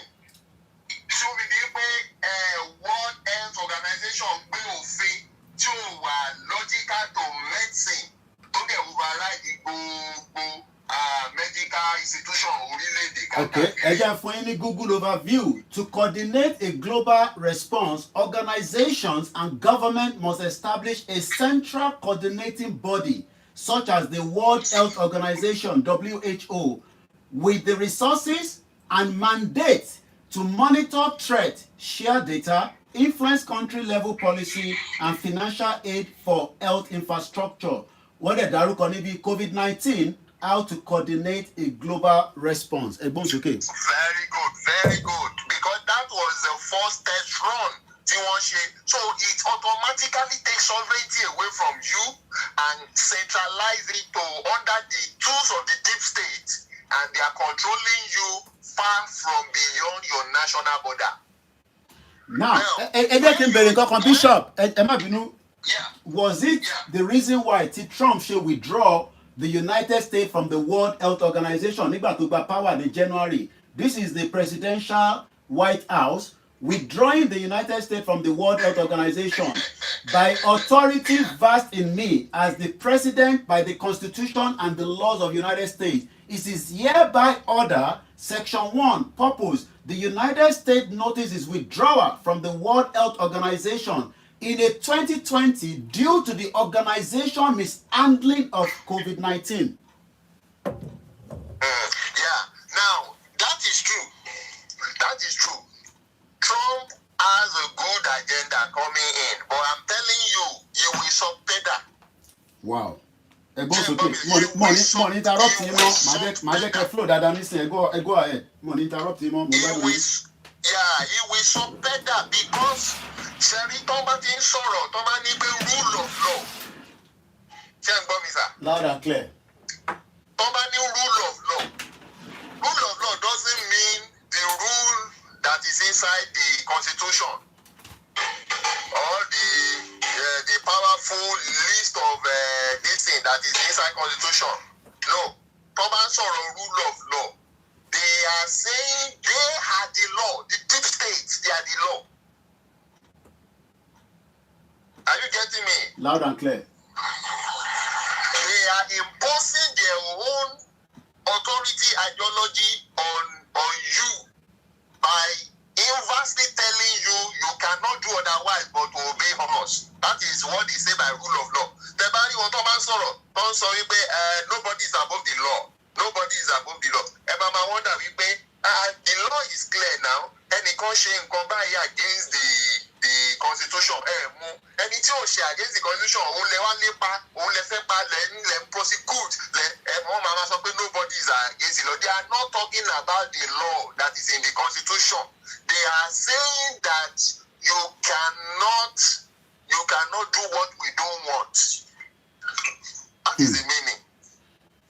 The rule of law that they are talking about is the deep state idea. Agenda. You can't do against their own. Now, that's what they are saying. It doesn't have nothing to do with your constitution. Okay, now ẹ jẹ́ kí n bèrè ìbéèrè yìí because mo rí article kan tó jáde ní on the 29 posted. Wọ́n ní can Trump reject the deep state illusion? Fellow Trump, mo wá ń bèrè pé can President Bola Ahmed Tinubu reject the deep state illusion and bring back and embrace rather reality? He's a puppet to them. He can never. Okay. He still have some question to answer to them, and that's why he's running. He's running from United States. He still has some question to answer to them. Okay. He can never. Wow. Because if he has the boys, he will not unanimously legalize the Bill Gates GMO. GMO. Yes, because he's looking for support. He's looking for support. So him. Sálẹ̀ wá sọ nísìn pé àwa tí wọ́n ń béèrè pé Tinubu máa fún wa ní Yorùbá nation is an illusion. It's an illusion. No. He doesn't have that power to do that. Okay. He doesn't have that power to do that. That's why when so for you, we Babajitoye and so we have left the local level. We are in the diplomatic level, trying to understand their language, their code, and know how to negotiate properly. Okay. So that why the people in the local level in the Nigeria can continue. Nigeria will break, either you like it or not. It doesn't need for Yoruba to fight. Or Nigeria, and one Fulani will break in Nigeria for Aramo. Okay. Now, when they are talking about where Masoye later, new world order, I want to take you to another one. When they have a plan where they are saying that the power shift, where I listen to news, one sorrow, blah blah blah blah, and the Kiniko, and that will create power shift autonomy.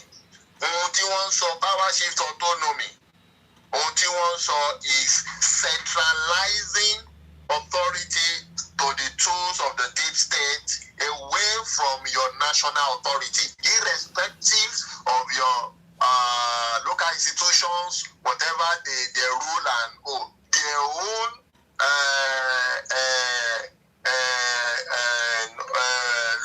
instruction from the far wherever they are overrules all of you. So when they are speaking like that, when they use the term power shift of autonomy, that is what they are talking about. Power shift autonomy, that there is an instruction that will be coming from international world that you cannot bend it. You must subject to it in your own country.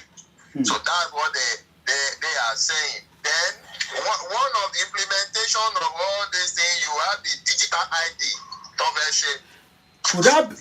Could that be that digital ID is the reason why a lot of British citizens, 2 million, to sign petition pé eléyìí tí Labour Party ṣe fẹ́ ní ká lọ gba digital ID card. Báwo la fi ṣe máa ní digital ID card fún torí pé tó bá fẹ́ lọ wáṣẹ́ wọ́n ní no wọ́n ní agenda yẹn Tony Blair ló ti ń gbé bọ̀ láti ìgbà tó ti wà ní power. Ṣé tí wọ́n mọ̀ pé Tony Blair ni wọ́n fẹ́ lò nísìnyí tó fẹ́ fi ṣe ẹni tó máa jẹ́ overhead fún Gaza Authority. Mo mọ̀ bẹ́ẹ̀ ti follow news yẹn.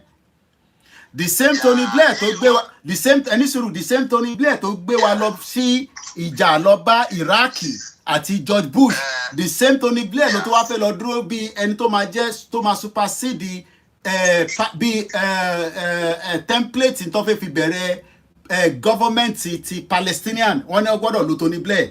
I saw that in the news yesterday. Tony Blair is a freemason. Okay. So aláwo ni assignment àwọn deep state yìí tó gbé fún ló ṣe yẹn ìgbà tí Iraqi yìí tó ní kó ṣe ló ṣe yẹn fún pé ó later wá apologize irọ́ ni ó ti ṣe tó assignment tó fẹ́ ṣe ó mọ̀ pé they are innocent kó tó ṣe but ó ṣe assignment fún ni now wọ́n ti fún another assignment ní UK fún digital ID now the digital ID is not only for UK, it's established also in US. Every office centralized world power ni. Tó bá ti capture Europe, to capture America, Africa, wọ́n máa override gbogbo yìí ni tó ṣẹlẹ̀. But how will they be able to work with that pẹ̀lú àwọn BRICS? Ṣó máa possible pẹ̀lú BRICS, especially Russia is still not in good terms pẹ̀lú Europe. Yeah, nítorí ẹ̀ ni ẹ̀bà gbọ́kù ṣẹ́rí ogun yẹn ó ti bẹ̀rẹ̀ politically, ó ti bẹ̀rẹ̀ economically. Now, ohun tó máa parí ẹ̀ is military.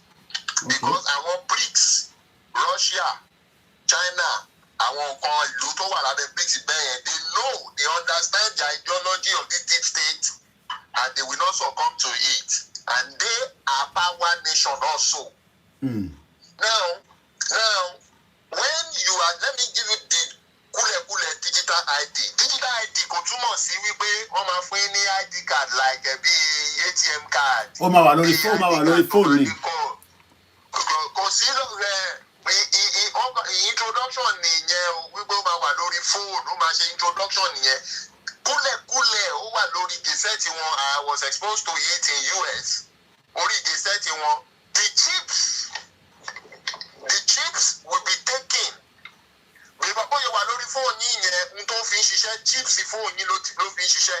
Wọ́n bá ti rí pé gbogbo yín ti gbà tọ́hun tó máa wá follow ní wípé take it away from your phone. They will produce the chips to it and put it in your body. Wow. It is human contact. Okay. Kì í ṣe pé ID card. Kì í ṣe pé bí àwa ń ṣe ìta ṣe FSSC. Orí certificate ló wà. A lè verify and co. Gbogbo nǹkan tó ń táwọn pè ní digital ID kan nìyẹn. Eléyìí orí chips ni. Wọ́n lè fi kọ́kọ́ bẹ̀rẹ̀ wípé kẹ́rù má fi bà yín. Kọ́ máa send ẹ̀ sórí fóònù kan lórí fóònù ló máa wà. Later orí chips ní fóònù yẹn bá ṣiṣẹ́. Wọ́n máa create chips yẹn. Wọ́n gbé kúrò. Wọ́n máa ara yín lọ ní ó máa wà. You can receive it in your hand. You can receive it at the back of your head, in your neck. You can receive it in the front of your head. That is what they want to do. And what that prepare you for is that COVID-19 injection, protection. That is the purpose. Because experiment has carried on that COVID-19 vaccine that it modulates your genetic status. That COVID-19 injection, ó máa ń tọ́nu genetic status èèyàn di artificial. Òun lè ṣe láwọn tó ń dédé kúgbì, èèyàn kì í kúgbì. Ó ti modulate wọn di humanoid biological robot. So, nígbà tí ó bá ti gbé chips sí àwọn èèyàn lára, with that vaccination assistant ahead of it, it will be able to connect your genetics, your fiber, your blood, and your being, your life being, into a central controlling computer system. So èèyàn lè wá jókòó síbi kan, gbogbo ibi tó ń rìn lọ́wọ́ máa rí ẹ látòrí kọ̀ǹpútà. Ibi tó bá ń sá lọ, bóyá wọ́n lé ọ̀hún sá lọ ni tó bá ti pé control office, wọn ò ní ìdá àti ilé ẹni ẹ̀ kàn máa tẹ pọ́ọ̀sì ní ibi tó ti ń sá lọ, ò ní mọ tó máa mú ẹ mọ́lẹ̀, ó máa ṣubú lulẹ̀ wá dúró síbẹ̀ títí tó máa fi wá mú ẹni. This automatically turns human to a natural human to an artificial humanoid robot. Now, in which some other world power sees it as a wickedness of the highest order and will not allow that. But this deep state decided to go on with that policy anyway. And when you see two world power fighting, you don't know what they are fighting about. You don't know what they are fighting. So we happen to understand all these diplomatic code languages. And while you are saying that, especially our older people, why they are negotiating not to put their hand into slavery again. I was listening to the new Mungbo News Konlando Bishop because we were very limited with time. America ní àwọn fẹ́ gbé gbogbo àwọn 800 generals wọn máa assemble lọ́la. We don't know the reason for that, but I saw that in the news yesterday. Nínú àwọn 800 yẹn, 44 wọn nínú àwọn 800 yẹn ni general gangan tó jẹ́ pé àwọn ni wọ́n station káàkiri gbogbo àgbáyé. So nobody knows what is going to happen with this. But mo fẹ́ ká padà sórí deep state yẹn pẹ̀lú ọ̀rọ̀ a fẹ́ gba ilẹ̀ Oòduà, a fẹ́ dá dúró gẹ́gẹ́ bí Odùduwà nation. Kí ni impact between the deep state? Because now ẹ ti sọ pé tó bá ní Tinubu máa fún wa ní Yorùbá nation, illusion nírú ẹni yẹn wà. It's just like ẹni yẹn ò tí ì sùn, ó ti sùn, kò tí mọ̀ nú ibi tí wọ́n fẹ́ jí sí bí Amẹ́ríkà ni o, bí wọ́n ṣe máa padà jí sí ìkẹ́ ìlú ilé ìsìn kó ló pọ̀ wà l'Amẹ́ríkà kó padà dé. Ó dìgbà tó bá dé ìlú tó ń lọ ló máa tó mọ̀ pé ìgbà tèmi náà dénú London mo mọ̀ pé mo ti wọnú London, mo ti kúrò l'Áfíríkà. Ìgbà tí mo ṣe wà l'Áfíríkà mo mọ̀ pé mo wà l'Áfíríkà. Now the question is between a fẹ́ gba ilẹ̀ wa padà. The deep state, we are seeing a lot of atrocities happening. Gbogbo yẹn àwa ti kọjá stage yẹn tó bá ṣe ni wọ́n pààyàn ló ń dólé lórí.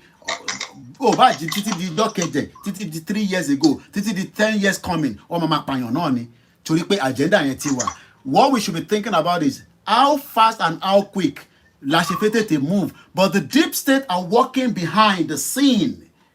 A lot of us are not seeing it, but we can hear their message, but we are not processing that message. Message yẹn nísìnyí la gbọ́dọ̀ máa jẹ́ káwọn èèyàn wá tètè máa mọ̀. Because we don't understand the code. Yeah, mo wá ibi shop. Yeah. So now tẹ́ bá wo US agenda on CBDC, the Central Bank for Digital Currency and all that, they want to control your money. Gbogbo Central Bank àgbáyé pátá ni wọ́n máa control through that power shift autonomy. Tẹ́ bá ti ń gbọ́ èdè bẹ́ẹ̀ yẹn power shift autonomy àtọ̀dọ̀ tí wọ́n náà ti máa control Central Bank. There was a meeting recently. All the world financial institutions were there, and any Toma operative financial organization and go participate. Now, when they began to talk, you understand the reason why I want them to olórí finance ìlú yín, olórí Central Bank, why they are coming out with draconic rules tí wọ́n kí àdìpá yín, because they are being taught from outside proxy, from people who have no business with you, who don't care about either it's well with you or not, but to generate from all over the world arbitrage to their own central benefit, in which the tribe yóò jẹ papọ̀. Tó jẹ́ pé wọ́n dẹ̀ ń jàǹfààní látòrí gbogbo àlùmọ́ọ́nì orílẹ̀-èdè pátápátá, wọn ò dẹ̀ ṣọmọ orílẹ̀-èdè yẹn. These are what called deep states. Okay. Now, policy wọn lórí CBDC now has been exposed through the little lecture we receive under some of the facilitators. And because we understood their codes, we understand what they want to do, and we know that that is not for Omo Odua. So that their policy, you will not be able to buy anything by yourself that you want with your own money. They can restrict your money, amount you can spend of your own money per day. Eléyìí ò ṣe pé wọ́n gbé limit sí o, wípé gbé limit pé you must not spend past this. No, you have your money there. You will decide that you want to buy something. So far, they don't want you to buy that something. Ó máa reverse. Tó bá dẹ̀ ló fi ra nǹkan míì tó jẹ́ pé wọ́n fẹ́ kó fi ra nǹkan yẹn owó yẹn á lọ wá dẹ̀ rà. So somebody somewhere that is faceless, that you don't know, that is operating under a particular deep state agenda will be ruling you in proxy wherever you are. Your money, whoever controls your money controls your life. So it is your life that is important to them. They want to control it. They don't care which citizen you belong to.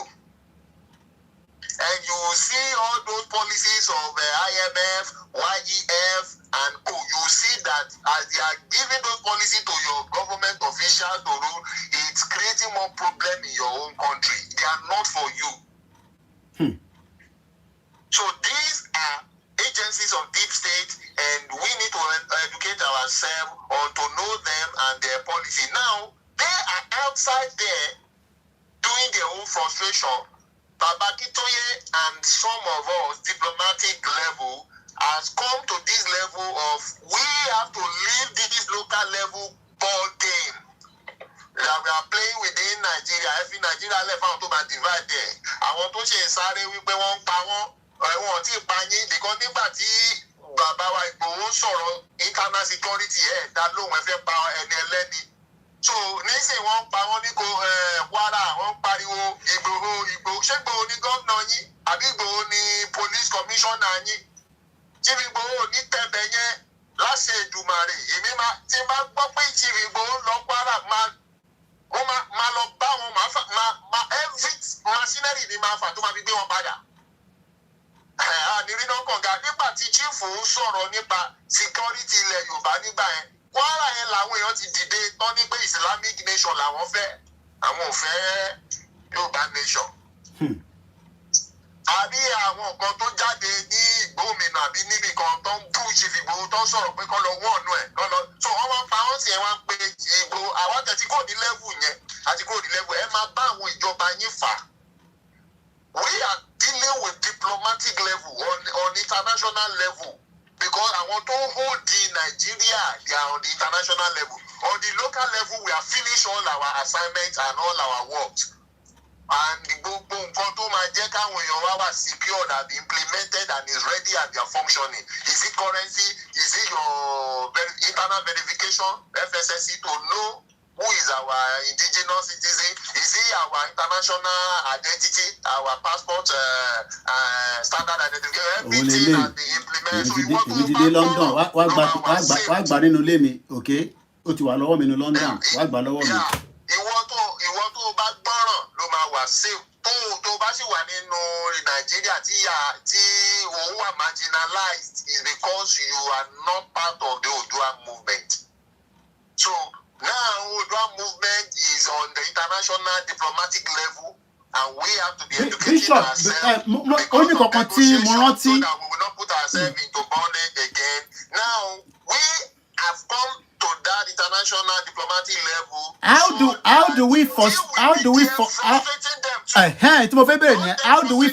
we frustrate this international community? Because bá ti fẹ́ frustrate wọn làwọn àwọn local tó wà nílé tó ń pariwo ìyẹn kọ́ la wà mọ́ nísìn international ni ká dí pẹ̀lú. As much as we know that we might not be able to deal with everything, but a gbọ́dọ̀ lè frustrate wọn. How do we start frustrating the international community? Because it takes some time to recognize Palestinian gan, even though kò tí sí kankan tó lè ṣẹlẹ̀ because Israel sì sọ pé ẹnu ṣì nìyẹn, but kí làwa lè máa ṣe nísìn? And we have limited time. 2027 tuntun tó ń bọ̀. Ẹ̀gbọ́n sókè. Kì í ṣe ẹnu kankan mọ́ Israel gangan fúnra ẹ̀ mọ̀ pé kì í ṣe ẹnu kankan mọ́ bọ̀ Amẹ́ríkà ló ń push Israel pé kó má gbà. Now what is there is we stand and effectively use our identity. We start with our identity. Ó ti wà lọ́wọ́ wa bó tiẹ̀ ló fi gba visa máa fi hàn níwájú ọlọ́pàá. Okay. It has a legal backing. It has a document that legally that backs you to use it. Máa fi hàn níwájú ọlọ́pàá. Máa fi hàn níbi gbogbo láìkí nǹkan tí Àrólé Tẹ́ntẹ́ tó ṣe ní South Africa. Ó mú lọ sí ṣọ́ọ̀bù gọ́ọ̀mẹ̀ntì kìíní wọn níbẹ̀ tó require identity. Ó gbé ìrírí wọn lọ. Wọ́n gbà lọ́wọ́ ẹ̀. Wọ́n verify ẹ̀. Ẹ bá double tap, ẹ bá retweet. Ẹ bá share program ẹ jọ. Ọkọ̀ wa béèrè ní pé ibo ni ìlú yẹn wà because it's verifiable. Wọ́n verify ẹ̀ wọ́n ní ibo ni ìlú yẹn wà. Ó wá sọ pé ìlú yẹn kò tí jáde. Ó yẹ ṣẹ̀fẹ̀ jáde ní UNPO ní ó sì ń gọ́ọ̀bà ló sì ń ṣe iṣẹ́ lórí ẹ̀. Náà ṣe wá ní no give us the country ìlú tó ti wà gangan. Okay. So that way, èèyàn ti knock that institution outside the country. Yes, you are already telling them wípé ọmọ Oòduà wà.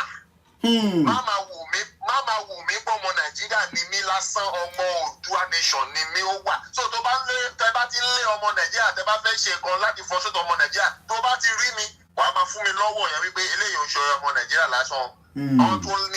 So that means even as much as pé aṣèwánú Nigeria a ṣì láti máa push our identity yẹn within Nigeria and outside Nigeria. Kò ń ṣe pé kákọ̀ máa fẹnu sọ lórí social media Yorùbá nation now. Ó dá Yorùbá nation now yẹn but kí ló dé tó ṣe fẹ́ gba identity tó lè máa fi indicate ọmọ Yorùbá nation yẹn. Àbọ̀mọ̀ Odùduwà nìyẹn whichever one because Oòduà nation la kọ sórí eléyìí òun lè rí yẹn Odùduwà nation ni o òun ló wà lọ́wọ́ mi o. So that is one of the way you frustrate the deep state agenda interest agenda on one Nigeria. You frustrate it. Because gbogbo wọn àwọn gbogbo ìlú pátá ló máa rí nothing more. Then nígbà tó ti rí nothing more. So why holding this nation down? I mean, they have identity already. And one of the United Nation rules of Ofegba country ni ṣé any identity ṣé any ẹ̀yà tó sọ pé ọmọ Odùduwà ni Adẹ̀mọ́ sọ pé a ní ẹ̀yà ibo lẹ̀yà náà wà ó wà káàkiri gbogbo àgbáyé àmọ́ nínú bí tí a ti fẹ́ jáde yẹn gangan we are talking about 60 million plus but the 60 million plus ní sì fẹ́ lọ renew agenda steep state ní 2027 ká tó lọ dìbò again a máa dìbò fún Tinubu. When you renew your sovereignty for Nigeria, you are renewing the agenda of the deep state. Okay. That's it. Àwọn tó control Nigeria wọn ṣe aláṣẹ nínú Nigeria láti ta ní gbogbo àwọn authority láti ta. I don't think our people know what is going on. Okay. So you start. This is just the first phase. Oyemi, Eshegoni Bishop, thank you very much. So, Eshegoni, thank you. Well, we're going to be coming to the end of the broadcast in just about a few minutes. But Moki, Egbomi, Morimbe, Gbogbo Ekukuti kúrò ní Woolwich báyìí ẹ ti lọ ra ní Southside London ọlọ́run wà pẹ̀lú yín Triple DRS ó tó jọ mẹ́ta. How's the family? How's the work? I'm back to London as well. What is your handle on TikTok? Oh, live by Koikimedia, no ni. We cannot use any other handle. Moki Baba Osaro Abiola Moki Owosheni TV. Adams Olamelekan, good morning. Moki Okoya Folayan. Achi, the Star Radio UK, I saw him there as well. Good morning, my boss. Moki Baba Ajiboye Najimu. Moki brother Miyemi Fatoki. Baba Idris. Shedadani. It's a little bit cold. I got my thermalwear on, and I also have my thermalwear at the bottom because I can't deal with this weather. You know, no matter how long you stay in this country, the weather is still something. Do we have Oduduwa passport? Identity, you know, it's our identity. So this is my own that has traveled with me back from, you know, Africa back to London. No. Because I have a passport and a document that I use to travel, which is what the British has put my own right of residency. So, but when people are asking, can I go and get a visa when I have this passport? The question is, would British give you visa on a passport that the country is not yet recognized? After you put all your documents as a student, you now put this and you now go and submit it at the embassy. Which is very, very important. I don't think British will ever give you a visa on this. You know why? Because Britain is part of the agenda, holding Yoruba people back. America will not give you. But when there is a recognition, and when we are recognized, yes, there's no doubt we would eventually have that same privilege like Palestinians are doing today. So a Palestinian today can apply for a visa based on whatever passport that has been issued by their government. So if anybody is now saying, would British recognize us before we get to Yoruba nation? No. Britain is not going to recognize you because in Nigeria and what in Ola. I live here. I have enjoyed the privilege given to me to live here for 28 years. And I cannot throw that away. I might call their attention. Even I've been told that, why are you abusing them? Just leave them alone. I get a lot of people call me all the time. Tone down, leave them. But the agenda is real. Whether you agree or disagree with the dissolution of Nigeria, the question is, would 2027 going forward give you a better lifestyle in Nigeria? The answer is no. TikTok. The answer is no. So what is our agenda? The agenda is Kile Oduduwa Kodaduro. There's a difference between Nigeria and Oduduwa. àtàwọn ọmọ Yorùbá, because we have been existing before Nigeria was created. So when people say, hey, when we get this ìwé ìrìnnà, say, and if you travel, the question is, why do you think you can use it to travel? Because at the moment, many countries do not want you to travel in the first place. And if you are interested in the passport, give me a call. You fill the form, you have affidavit. This is my own affidavit. This affidavit stated that I am Omo Dudua. I have the right. Yes, Nigeria is still operating. Some of us still have our Nigerian passport. We have our British passport. We have our American passport, our Canadian passport. But there's nothing wrong even if this does not take me to nowhere. It is still my ID. That is why they call it identification. Just like I have other identification that recognize me in this country. So when people come online and start talking, okay, no. This is my wallet. So if I drive now and I get pulled over by the police, the first thing that the police will ask you is, do you have your driver license with you? She only driver license. My dad said, yes. They can still cross-check your details with the country that you are in, like somebody living in the UK. But how would you think that Britain, that is part of the agenda, will eventually want to give you a visa from Nigeria on this one? Or, let's give an example. Not everybody that lives in the UK has a British passport. That means if you want to travel to a country and you have a Nigerian passport, o máa láti lọ sí embassy yẹn nílùú yìí láti lọ gba visa. As an example, if you're a Nigerian living in the UK and you are not, or you have not attained your British passport, how do you go to America? Do you think that everybody going to America from UK has a British passport? Ṣé nǹkan tó máa sọ fún yín nìyẹn? Wọ́n ti gbé yín ní mugun. Most of you that are in Nigeria, you think that everybody that lives in this country has a British passport. Not everybody. The only people that will first entitled to a British passport is if you were born here and your parents are British citizen with a British passport. That is the first thing. You cannot just say, I have lived here for 30 years and then I become a British citizen when you don't have that passport. You also have to swear allegiance. People like us that was not born here. Not like my younger sister that was born here. She's an automatic British citizen from birth.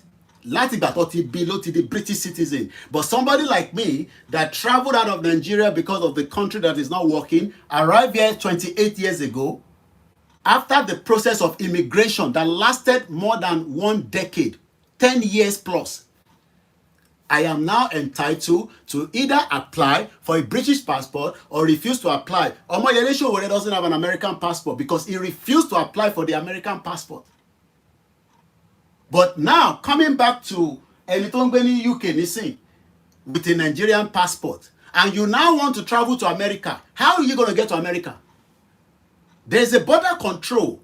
But in Nigeria today, under a restructured government, you will not be able to control the border because you are still within Nigeria.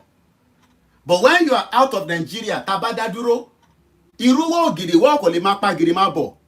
Lora ticket na ko ma bo London, láàárọ̀ la. Lora ticket, ko ma ní visa. From the airport, loti ma bi e pe, are you normal? Or if you want to go from the sea, the same thing. But today, ìdí táwọn èèyàn ṣe ń wọlé sílẹ̀ Yorùbá is because ilẹ̀ Yorùbá ní òun ni àwọn deep state rí pẹ̀lú àwọn tí a jọ ń gbé ẹ̀yà kan náà. We will have people that will come and work with us.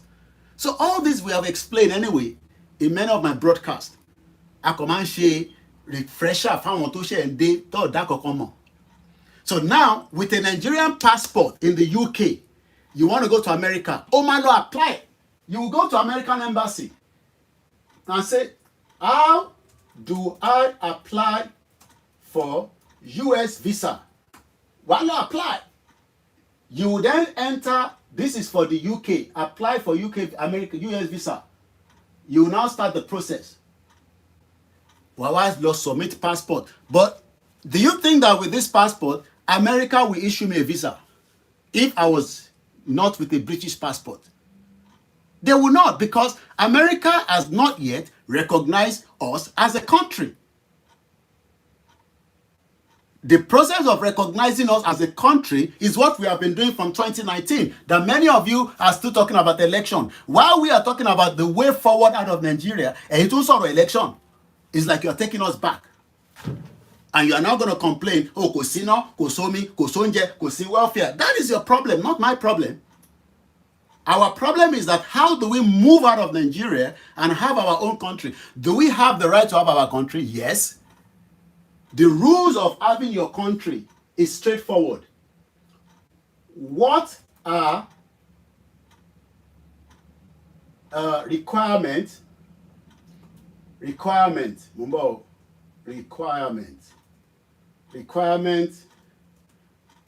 have a country? What are the requirements? To be considered a country, country tí Oduduwa nation, Yoruba nation, Oduduwa kingdom, Yoruba kingdom, whatever you decide to call it, it doesn't matter. The first thing first, Moki Aziz Badesheru, brother mi dada ní gbogbo Miami. Adura Wagba, Olabandrote. You know, I was with my mom yesterday after 2 months away from her. It was lovely, you know, seeing her yesterday. Mumbo, if you go through my Fuju will comment on it. Now, the first thing first, Kotole Sokwe, you want to be a country. The first thing first is consider a country, a political entity, generally needs a permanent population. Do we have the population? Kini population Yoruba ni Nigeria leni? Who knows? What is the population of Yoruba people in Nigeria? 60 million? I do 60 million. Let's stick to 60 million. There are countries that are not even up to 1 million. The first thing, Catholic country, Yoruba nation, is the population. Any population. We are 60 million for crying out loud, and people are still talking about Kawa no one Nigeria. Don't delay gbogbo future of Yoruba people, future of Omokaro Jiri. So you must have the population. That is the first thing. A population, a permanent population, a defined territory. Defined territory. Kí ló ń pè ní territory? Who knows the meaning of the word territory? Because ẹlòmíì kan gba fẹ́ gba country, but kò mọ kíni kan tá à ń béèrè fún gangan. So when we talk about territory, what is the meaning of the word territory? Let's look at it quickly. Territory, Mumbo. The word meaning of territory. Tabani territory. Territory. Territory. I want to spell it bẹ́ẹ̀ níbí báyìí. Tango, Echo, Romeo, Romeo, India, Tango, Oscar, Romeo, Yankee. Territory. Èèyàn mélòó ló mọ̀ bí a ní territory? Kí ni territory wa ní Nàìjíríà lénìí? Ẹ bá mi fi sínú comment section. Kí ni territory wa ní ilẹ̀ Nàìjíríà lénìí? Kí ni territory wa? How many of you knows our territory? What is our territory? Ẹ fún mi nínú comment section. What is our territory? Kí ni territory wa? What is our territory? Mo kí Ọ̀gbẹ́ni Tèmílọ́lá, Tanimola. Kí ni territory wa? So that these are what you need to be able to understand. Tebamba won tí wọ́n sọ̀rọ̀ Andibo, Southwest, ẹ ṣé gan ni Kogi, Kwara, Lagos. Ẹ ṣé gan observer. Because these are the basic things you need to be able to tell people. Tebamba ra yín sọ̀rọ̀. Ṣé lè gba Yoruba nation ni? Ṣé any population? Ṣá territory. Now, territory tí a ti fẹ́ gba Yoruba nation yẹn, territory tí a ti fẹ́ gba ilẹ̀ Odùduwà tá à ń sọ yìí, ṣé Kogi láti, no, ṣé Kano láti fẹ́ lọ gbà? Am I fighting to collect Kano? Is my campaign fighting to collect Anambra? Because the moment you start doing that, you have left your territory. Now, àwọn kan wá fi territory tí wọ́n sílẹ̀. láti Mali láti òkè lọ́hùn wọ́n wá ń wá sísàlẹ̀ sórí territory wa wọ́n wá jẹ́ kẹrí ayé gbé. You are not able to live the kind of a lifestyle that you want to live. Wọ́n ní o gbọ́dọ̀ lè wọ ṣòkòtò pépéré, o gbọ́dọ̀ lè ṣe kíní bá. You know, we can see them. Tẹ́lẹ̀ láti rí wọn. As at yesterday, do you know how many people were killed in Okeode? These are the people that are invading your own territory. Àwa ò tí lọ invade the territory wọn. Èèyàn méjì ló fẹ́ fà kankan. Èèyàn kan ló sì náà wà lẹ́gba. Àwa tó kù a ní àtẹ ìfẹ́ gẹ́ kí ó di wàhálà. Which is the best thing? Àbí? Òun ẹ̀ tó máa sọ pé ká jà. Nígbà tí mo ní ká jà ní 2019 kí ló sọ sí mi? Ṣèbó ń bú mi ni? No, àní jà o. Kò sí jà. Nígbà tí èmi sọ̀rọ̀ ní 2019 pé ká sọ dìjà ẹlẹ́mi ni mo fẹ́ gbógun wá èmi dẹ̀ ti withdraw pé àjà Ọlọ́run jẹ́ ká jà. Ọlọ́run jẹ́ ká jà. But àwọn tó fẹ́ gba territory yín wọ́n ti súnmọ́ wa báyìí pẹ́kípẹ́kí. Wọ́n kàn wá léegun báyìí. The late Dr. Malafia kí ló sọ kó tó kú ta ló rántí ẹ ti gbàgbé kí n tún máa play video wá lọ sórí YouTube lọ wá ní àwọn play video kankan mọ́ lórí program wa ìtì bá ti sọ ti wà more than enough. Tẹ bá wọn tó ti máa play video ẹ lọ sórí àwọn other broadcaster àwọn need láti máa play video kankan mọ́. I've done that for 4 years. Kí ni late Malafia sọ fún gbogbo wa? What was the message of Malafia? Mo kí yín ìyá mi grandma Princess Awoniyi, mo kí bàbá mi John Muyiwa Ogunmiwa ẹ ṣé gan ni. Kí ni Malafia sọ? Malafia sọ fún wa pé wọ́n ń gbé ogun bọ̀, àwọn tó ń gbógun yìí bọ̀, wọ́n ní network, wọ́n ní owó, wọ́n wà sophisticated. Ṣé gbogbo ẹ̀kọ́ là ń rí nísìn? Ó ní tó bá jẹ́ pé tówó ni, wọ́n lówó lọ́wọ́. Tó bá jẹ́ pé ti ènìyàn mímọ́ ni, wọ́n ní èèyàn. We can see helicopter landing in Nigeria. Wọ́n ń kó ìbọn fáwọn èèyàn. Do you know what it means? That means pé ní airspace mọ́ nìyẹn. Because see helicopter tí nǹkan kan bá mì lókè nísìn RAF ló máa dìde within 3 minutes ó máa gbéra ó máa dìde pé kí ló ń ṣẹlẹ̀ lókè yẹn ajá wálẹ̀ ní tó bá sọ fún pé ọmọ ta ló wà nù plane kí ló ń ṣẹlẹ̀ gba bíbà ìbíbà la fẹ́ kó lọ àfi mọbi tó ń lọ páàkì sí tó bá dáhùn wọ́n máa já látòkè ni. So these are the two basic things. Population, we have the population, we have the territory. Ṣé kí n tún name territory yẹn? Kwara territory ilẹ̀ Yorùbá ni. Kò ṣe north. Kwara is not in northern Nigeria. It is meant to be southwest Yorubaland. Níbi tí wọ́n ti ń jalè tó ti ń ṣe gbogbo ẹ̀ ni wọ́n ti gbé Kwara lọ bá north tó fi sọ pé Kwara is part of the north. Kò sí nǹkan kan tó jọ ara agenda ni. Kogi ilẹ̀ Yorùbá ni ó di méjì. Èkìtì ilẹ̀ Yorùbá ni territory. Ondo ó di territory 4. Ọ̀ṣun ó di territory 5. Ọ̀yọ́ ó di 6. Ogun State ó di 7. Lagos ó di 8. A ní territory 8 láti lè sọ pé a lè ṣèjọba lé lórí. Mélòó ni square kilometre wọn ní Cyprus? Mélòó ni square kilometre gbogbo Cyprus? Lọ sí Cyprus kó béèrè pé mélòó ni wọ́n níbẹ̀? Kí ni population wọn? Ilẹ̀ mélòó ló ní? Ẹ tẹ̀sí fi gbogbo wọrí sílẹ̀ ká fi Delta sílẹ̀. Àní ká tẹ̀sí keep àwọn ibi tí mo dárúkọ yìí. Tó bá yá tó bá jẹ́ kí Delta fẹ́ tẹ̀lé wa, fine. Tó bá dẹ̀ náà tẹ̀lé wa, no problem. But what I'm trying to explain is that two basic things that have the Sopafegba country is the population and the territory. Without those two, only that the Pofegba country.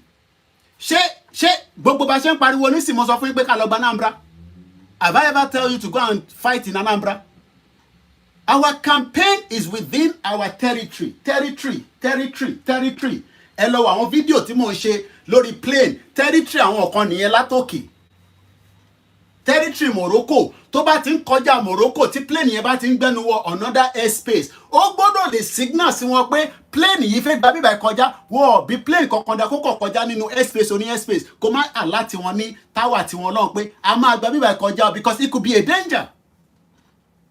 Ní Nàìjíríà lẹ́nìí wọ́n ń gba territory wa látòkè wọ́n ń gbà láti ìsàlẹ̀ wọ́n ń gbà lórí omi adẹ̀lájú kalẹ̀ a ní kò sí nǹkan kan no problem. Ẹ̀wọ̀n àwọn ẹni tó máa jágbe lójoojúmọ́ tó níṣẹ́ àbí tó máa jáde lójoojúmọ́ àfi gba di Yorùbá nation náà àfi gba àtúmọ̀ àbí wípé kí la máa fi Yorùbá nation ṣe ṣáàlè gbà. No problem. Now let's come back quickly.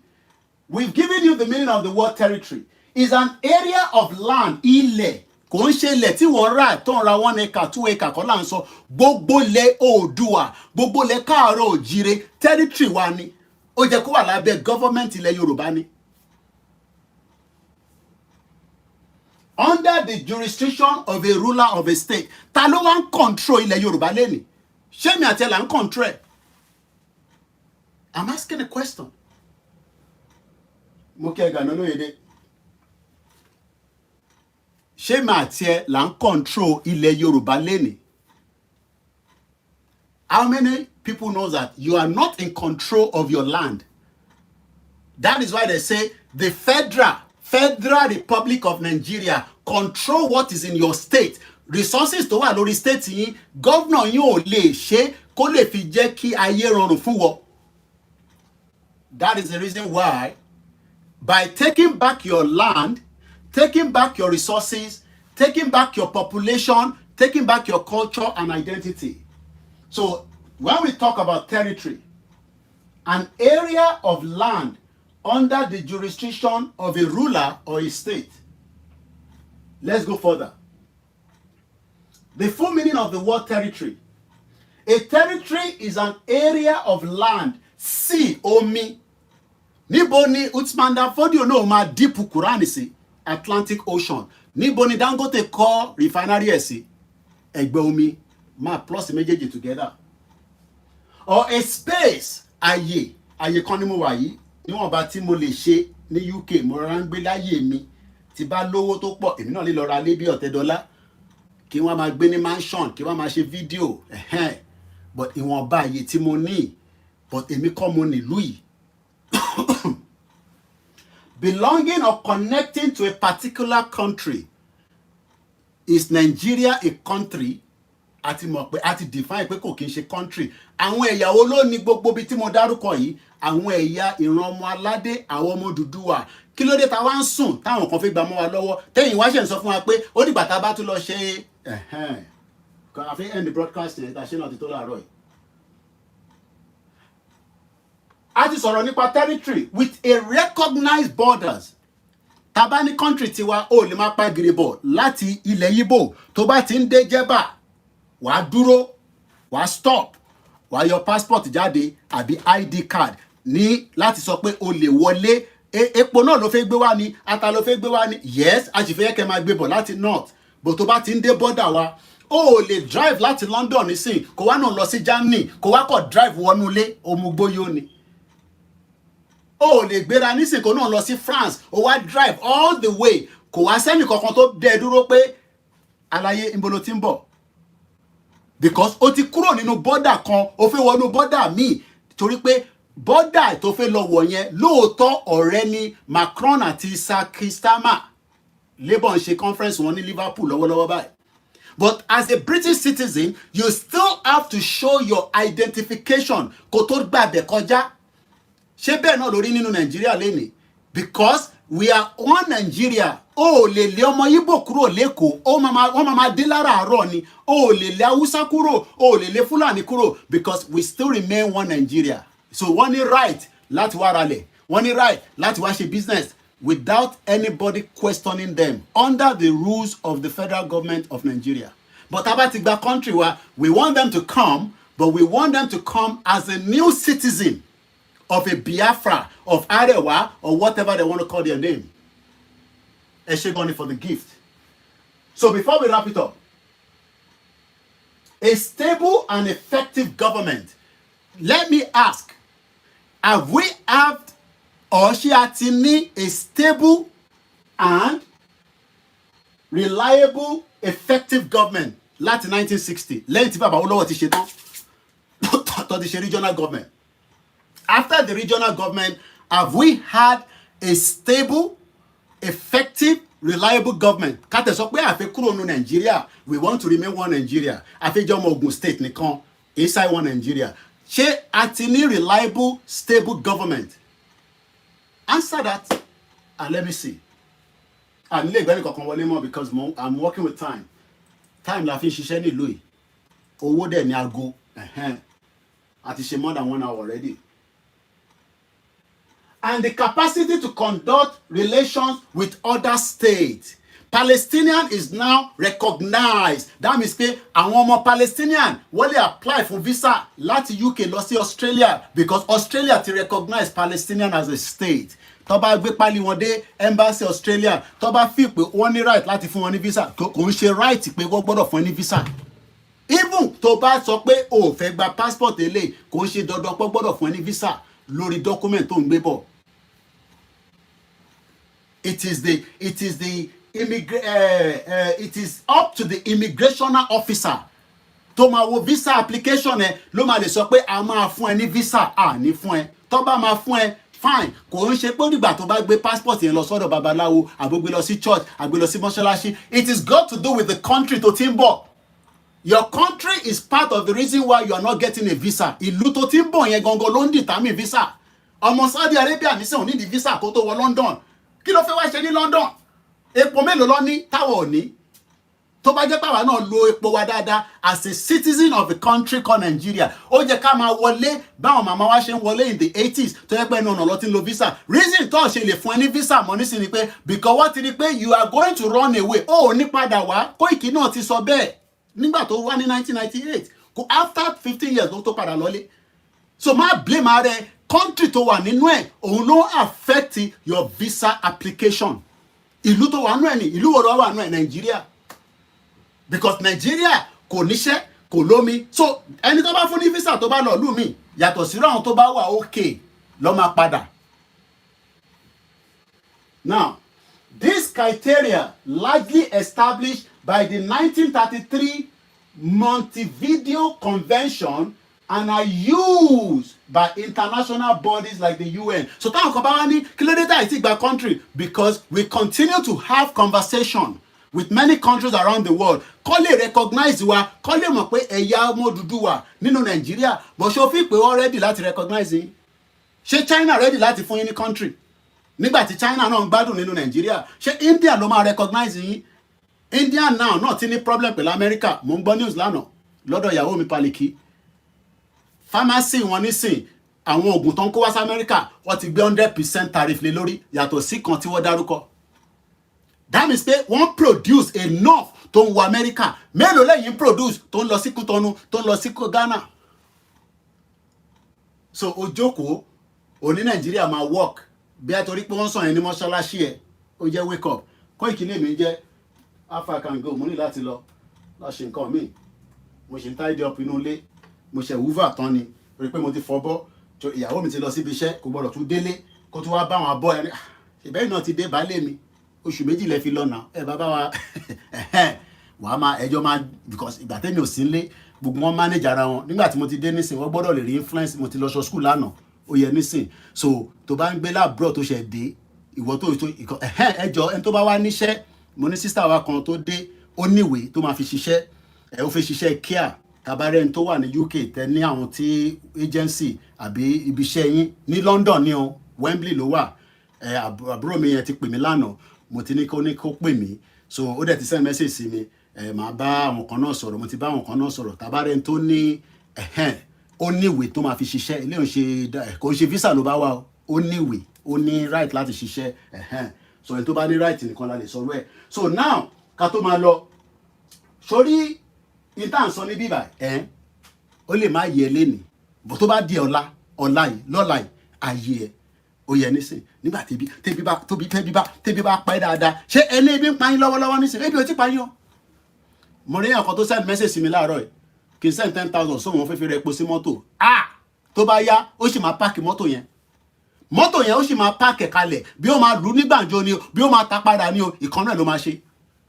àwa náà rẹ epo sí mọ́tò ní bíbá ẹni kò ń ṣọ̀fẹ́ mo kí gbogbo lélẹ̀ nǹkan sí èmi ni the last man standing ìgbà tásìkò bá tún tó láti tún wálé àwálé àsìkò tí tó mọ́ nísìn àwa ní UK àwọn àbá campaign wa lọ ó yẹ oṣù méjì mo ṣe kò tó ìwọ náà lọ́lẹ̀ kó lọ ṣoṣù méjì kó máa dẹ̀ ní kó support ẹ lórí social media àwa náà láti ṣiṣẹ́ tantalin òmò tán pè bẹ́ẹ̀ ṣé n fi wọ̀n ó fi rí mò ń bọ̀ mo kí gbogbo ìyá dáadáa àrírí jù bẹ́ẹ̀ lọ lórí ìkànnì wa ní èní mo kí gbogbo lé ọba Elédùmarè adúró tì wá àníṣe lásán má jẹ́ kẹ́ni kankan gbé ẹ ní gógó Yorùbá nation ó bá pè l'Odùduwà nation òun náà ni pálí tèmi lélẹ̀ orí ẹni ká dúró lé lórí o kí àwọn kankan máa sọ fún yín pé wọ́n fẹ́ gba restructure wọ́n fẹ́ gba regional gbogbo yẹn gógó ni o wọ́n ti gbé sórí scale ká sì dúró lórí a fẹ́ gba Yorùbá nation ká dẹ̀ máa tẹnu mọ́ nígbà kan lásìkò kan níjọ́ wo ló máa ṣẹlẹ̀ Koiki èmi náà mọ̀ nígbà tí mò ń ní ká jà ní 2019 ẹ bú mi títí ni ẹ rántí fídíò kan tí mo ṣe so nísìnyí kò sí jà but tásìkò bá tó àwa kan tí mo pórí M1 mo máa gbẹ́ M1 kọjá láìpẹ́ yìí bí ataba ti ní mọ́tò máa drive lórí M1 wàá rí bẹ́ẹ̀ mọ̀ yẹn ṣe rí tó bá ti dúró lórí M1 báyìí ó dìgbà tó bá dé the end ni o mọ̀ tán pè lẹ́m1 lọ́bìnrin lọ́wọ́ ẹni tẹ́jọ́ wa ní comment section mo kí gbogbo ilé nǹkan sí o àníṣe lásán ẹ̀yin tẹ́ wá ní ẹ fẹ́ pásítọ̀tì ẹ̀yin tẹ́ kò fẹ́ mú dání pé ID yín ẹ pè ó lè má perfect ó lè má it doesn't matter tèmi lélẹ́yìí ó bá mi wọ London wá gbà lọ́wọ́ mi wá gbà lọ́wọ́ mi Nàìjíríà ó ti lulẹ̀ ó ti ṣe kí ni ó ti lulẹ̀ mo kí gbogbo alẹ́ nǹkan sí o àṣeyọrí la máa ṣe o a máa polongo títí kí lè sọ ẹni tó bá ti jọmọ Yíbò tó ń sọ kábàkàbàká tètè gbọ́n jáde bó ṣe ń ṣe ìranù náà lẹ́kọ̀ọ́ ní àti yọ wèrè dànù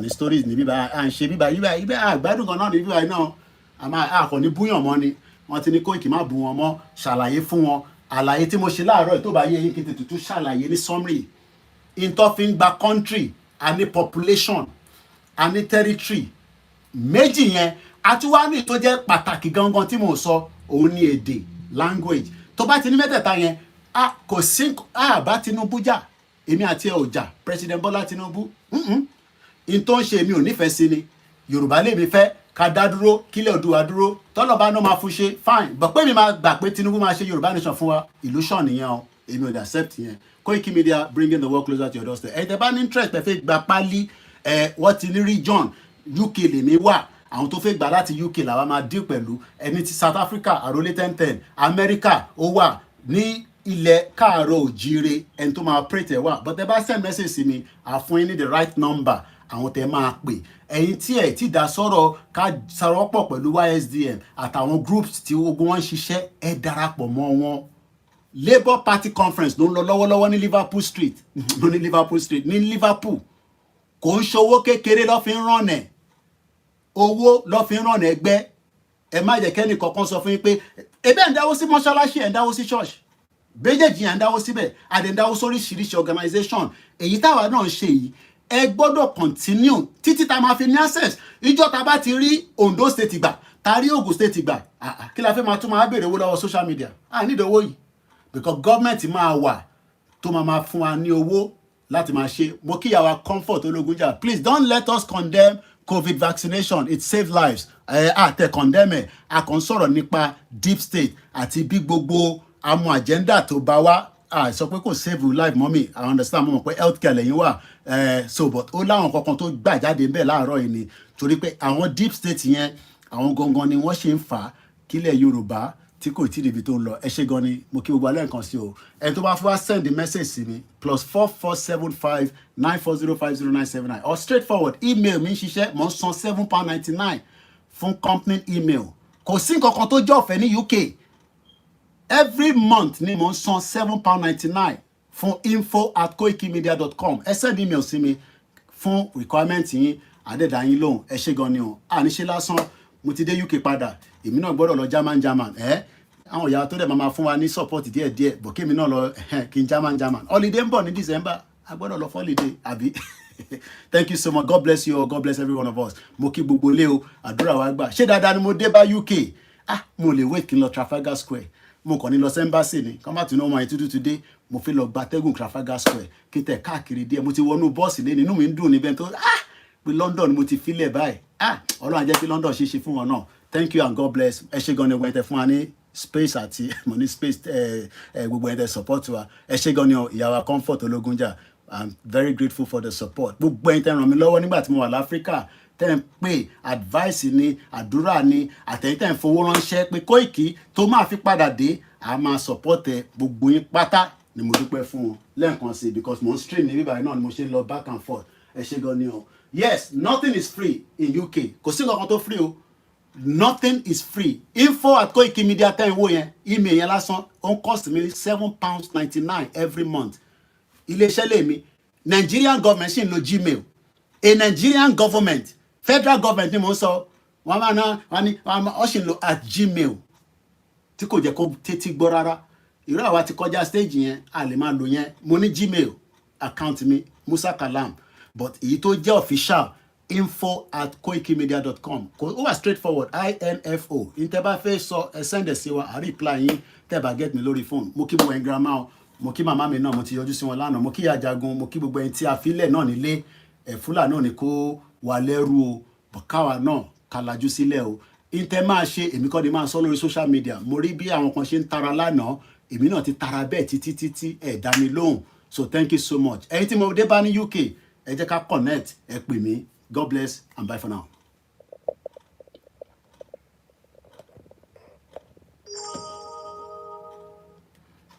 Ẹ ṣé gbogbo ẹ̀yin tẹ́ wà lórí Twitter space plan B thank you so much God bless you àti brother mi Alágbé ẹ ṣé gan ni gbogbo ẹni mo dúpẹ́ lọ́wọ́ ẹ̀ o mo mọ̀ lóore o àníṣe lásán Odua adélẹ̀ lérí o ẹni tó bá náà ní délẹ̀ lérí ni kò ní bá wa dé ilẹ̀ lérí.